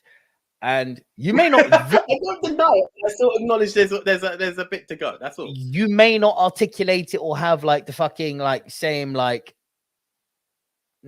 You may not articulate it or visualize film in the same way that I do, and that's absolutely fine because we're both different in that sense, yin and yang, bro. But you definitely go from being a movie goer to a cinephile at some point, and that's when you've just watched a lot of fucking movies where you start, like when you watch a horror and you can say, and jump scare in 3, 2, 1. That was 1, 2, 3, but 3, 2, 1, bang. Or when you can watch an MCU movie and go, Viz, I know what the whole movie is now. Or when you can watch, or when you can watch Matchstick Men and go, cool, so he's going to be betrayed right about now. And it's like you when you can see a movie ahead of its time, that for me is when you've like leveled up. Right. And you know that because you've watched so many movies, because going back to what Rob says on the Bigger Movie podcast, there are effectively only 7 stories. So when you see them reshuffled and rejiggled in different ways, you start to see those stories and you're like, okay, I'm familiar with this story. This is what I think is going to happen. It's when you get surprised. You're like, oh, cool. You surprised me. That kind of makes me like you more because I've absorbed so many movies that I like this. But by absorbing and by watching, you do become a little bit jaded. That doesn't mean you don't enjoy movies anymore, but because you can guess everything, it kind of makes you not absorb them and enjoy them as much. No, you know the rhythm. Bro, singing in the rain grabbed me by the fucking gonads and said, "Love me," and I was like, "Yes, okay, I love you." It blew me away. It is in my top 10 of all time. It's my favorite musical ever. Donald O'Connor, bro, you know the story, and I'll share this now with the whole world. I love this film so fucking much, and I love this performance so fucking much. My wife is hassling me for a second baby at the moment. God, please let me have another daughter. But if we do have another son, he's being called Cosmo. Fact. I remember you saying this. I love him. I just kind of spun there. I just kind of spun there to make sure no one else would put any Rushmore's up there. And I saw Gavin say that I dropped the C-bomb. So I do want to apologize to anyone who does get offended by that word. Cunt? Yeah, bro. I just said I apologize that I didn't use it. But yes. How the cunting hell is the word cunt now a bomb? It always has been. No. Bro, do you know, here's the thing. Yeah. I once remember, I can't remember what it was. It's the first time I'd ever learned what it was. And I was saying something like, it's a country or something. Like I was saying something like that as a kid. And my aunts were like, what did you? Oh, okay. And I was like, what? I thought you were saying a bad word, like the word. And I was like, what? And then that's when they told me what it was. And like, you don't say that. Like I remember, I keep calling him Lovejoy. Such a disrespect to his name. And I was watching him on American Horror Story as well. Ian McShane. And apparently was it Deadwood he was doing or something like that on Sky One? And people like, they use the C-bomb all the time. It's disgusting. And I was like, okay. I know I have a foul mouth. Sorry, this is a world that I am not familiar with. Why we throw the C-bomb, we say cunt in my house. It is a term of endearment, for fuck's sake. Like, I'm familiar with it. Like, without to divulge it too much, once my other half was called that by someone very close, and she was majorly offended. The person was like, I didn't mean it as you are one. I'm just like, yeah. Like, it's that. Gavin, man, thanks, Gavin. What's this that Gavin? AJ, I'm not offended by it. I just wasn't expecting something from you. It's usually the way so cry. Except with endearment in Scotland. Yeah. So, there we go. We're both tapping it. Yeah. So, and I can do that. Like between Nick and I, like all the time. It's there. But there are others who are deeply, deeply offended by that word. To them, I say, change your tampon and stop being a cunt. Yeah. It's bad to say in some countries like the US. It isn't offensive to us, but a lot of people that don't realize it in different connotations. Yeah, like they get offended by that. I've been to towns where they sing songs about fucking their cousins. So cunt off.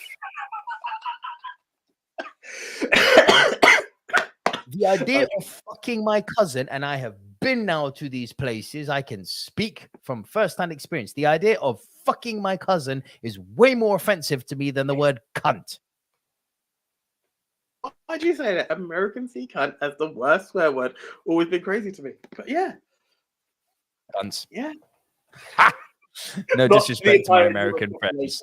Those offended by it. So let's just those who fuck their cousins. And yes, I've met some of them. Much to my chagrin. Okay. I'm not even lying. You know this to be true. I'm literally not lying. I know.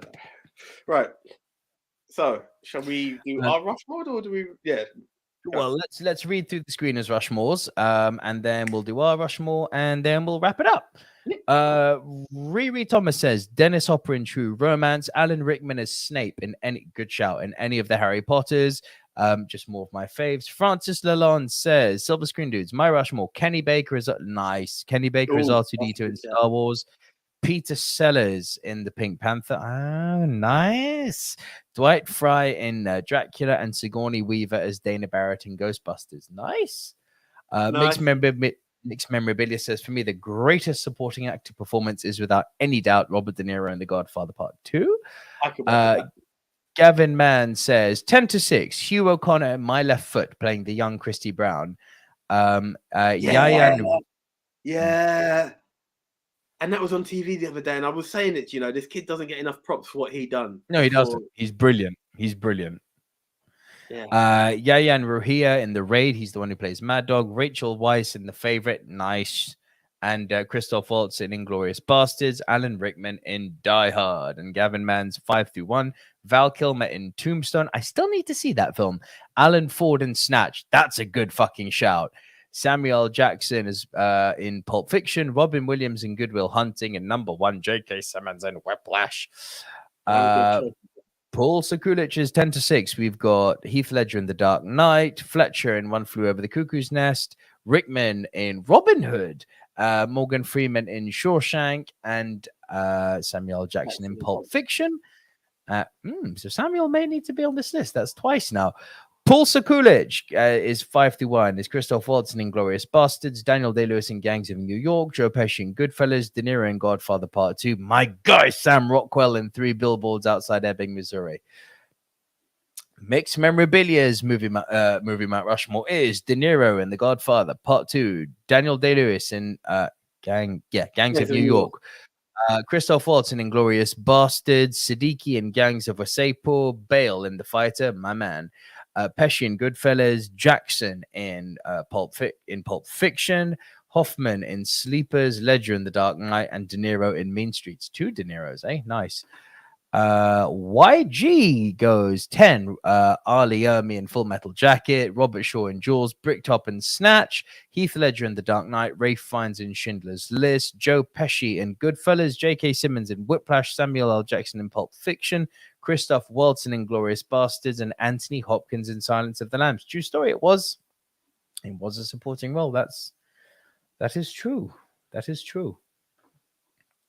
I dig that. Any more? Rob Bubba and their brother Mike Hunt. Americans can't even say twat properly. What the fuck is twat? That's very true. Twat. It does jar me to hear people say twat. It really does. Yeah, it's weird, isn't it?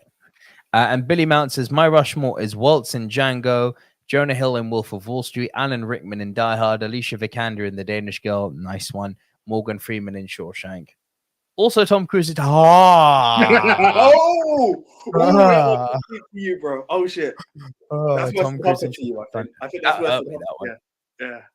Oh, that hurt me. You know that one. Fuck. Shit. There will always be another top 10. Right. How do you want to play this?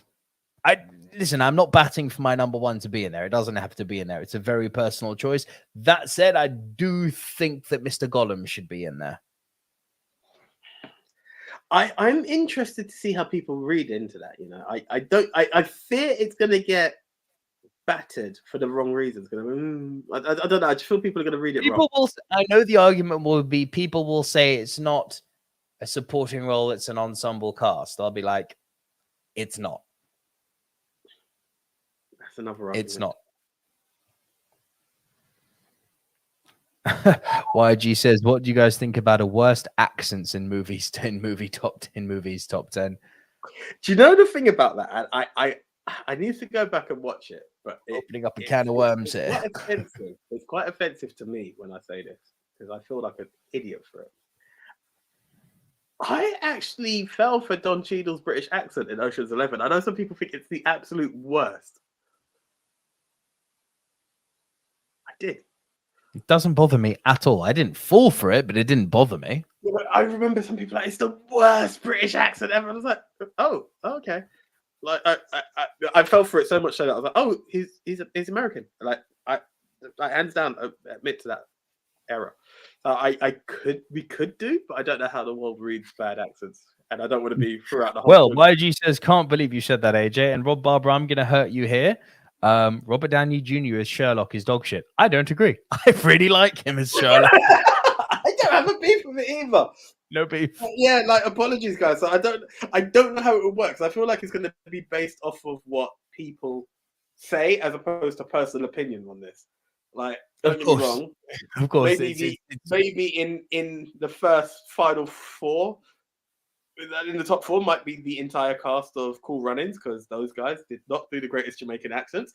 But aside from that, you didn't lie, doggy dog, man. The only thing that makes it worse, and he's not there, is the prick who was in Luke Cage. I can't even remember the villain he was, but the guy who done the Jamaican accent in that, it was so painful for me to watch. Season 2 of Luke Cage based on that guy's Jamaican accent. I just wanted to throw stuff at the TV. Riri Thomas's Rushmore is Samuel L. Jackson, Dennis Hopper, Andy Serkis, and Meryl Streep. Okay, Andy needs to be in there. Can we go with this, please? I put it in. I've already put that down. Cool. What would you like to bat for? See, Hoffman in Rain Man.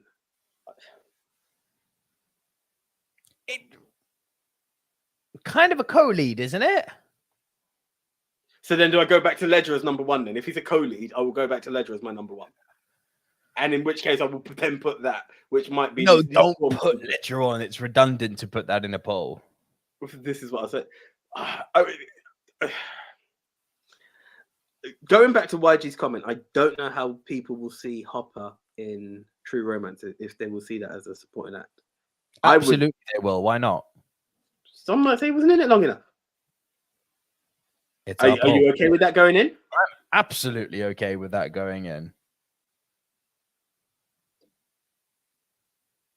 That's 2. Okay.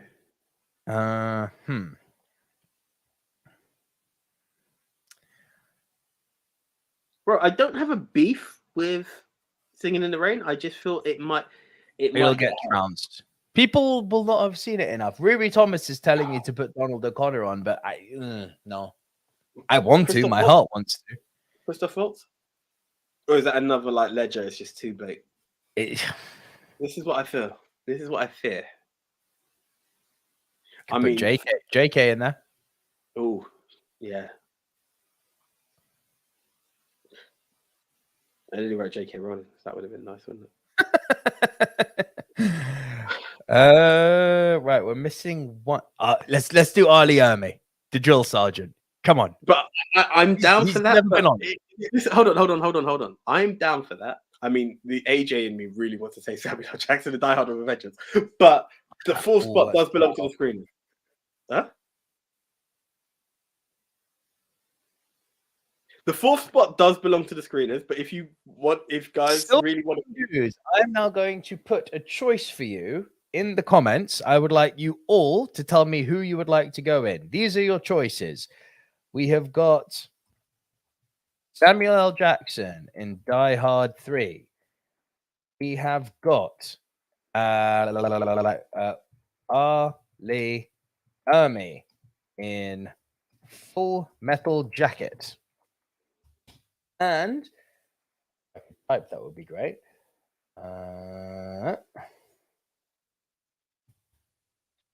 Jamie Lee Curtis, True Lies.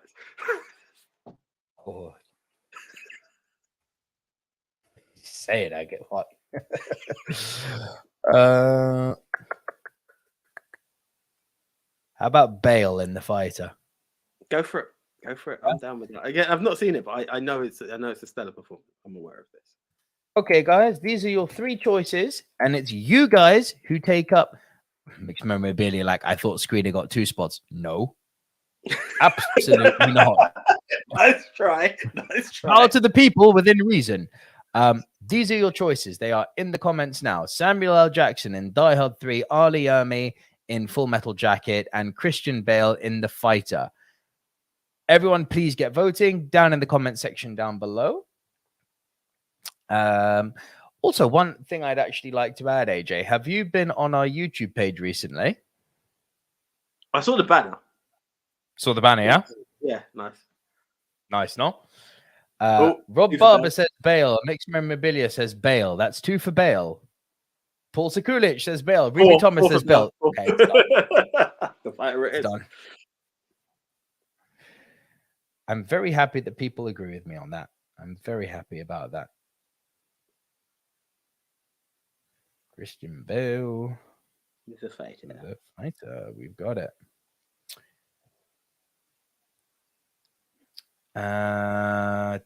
Cool. Ready to rock and roll? Yeah. Ladies and gentlemen, the official Movie Mount Rushmore, our first of season 6. The Movie Mount Rushmore of supporting performances in no particular order is Andy Serkis, Lord of the Rings. Our second entry is Dennis Hopper, True Romance. Our third entry is J.K. Simmons, Whiplash. our final entry into the movie Mount Rushmore of supporting performances is Christian Bale, The Fighter. nice. I have a feeling he. Oh, but J.K.'s. Part of me wants to say Bale might take it, but Simmons is a tough cookie as well to beat in that film. We'll see. Next week we'll reveal it all. So, to wrap it up, guys, I imagine we want to know what next week's topic is. Next week's topic is, thanks to, it was actually voted for by one of the members of Bigger Movie Pod, one of the best podcasts out there that isn't ours, Mr. Matt Sales from Bigger Movie Pod, and also Tucky version 1. Both independently picked this topic, so we thought to become one, let's make this topic. Top 10 movies set in New York. So thank you at 1986 Matt Sales of the Bigger Movie Pod and at Tucky version 1. We will be doing that next week. It will be back to normal starting time of 9 p.m. TFL allowing for AJ's transport home, of course, but we're aiming for 9 p.m. But yeah, so that has been the first show of season 6. Thank you very much. Please do be sure, as always, to like the video. It does help us with the YouTube algorithm. Share the video with anyone who you think could be interested. Likewise with the podcast. Tell a friend to tell a friend. If you do want to become a Silver Screen Dudes member, the link to all that is below at on buymeacoffee.com/movie dudes. Rob Barber says TFL wankers. I completely agree with that. This is actually National Rail, you know. So I'm gonna leave TFL because they actually helped me get home today, but it's all the same bracket in it. It's just one page. Gavin Mann, topic for next week: movie setting New York, my friend. And yeah, so we will also be announcing next week what the additional behind paywall content is. AJ, I'm going to talk to you about that when we get off air now in just a moment. But yeah, guys, thank you as always for joining us. Stay creative, stay safe. I'm Nico Lurot. We'll see you soon. See ya.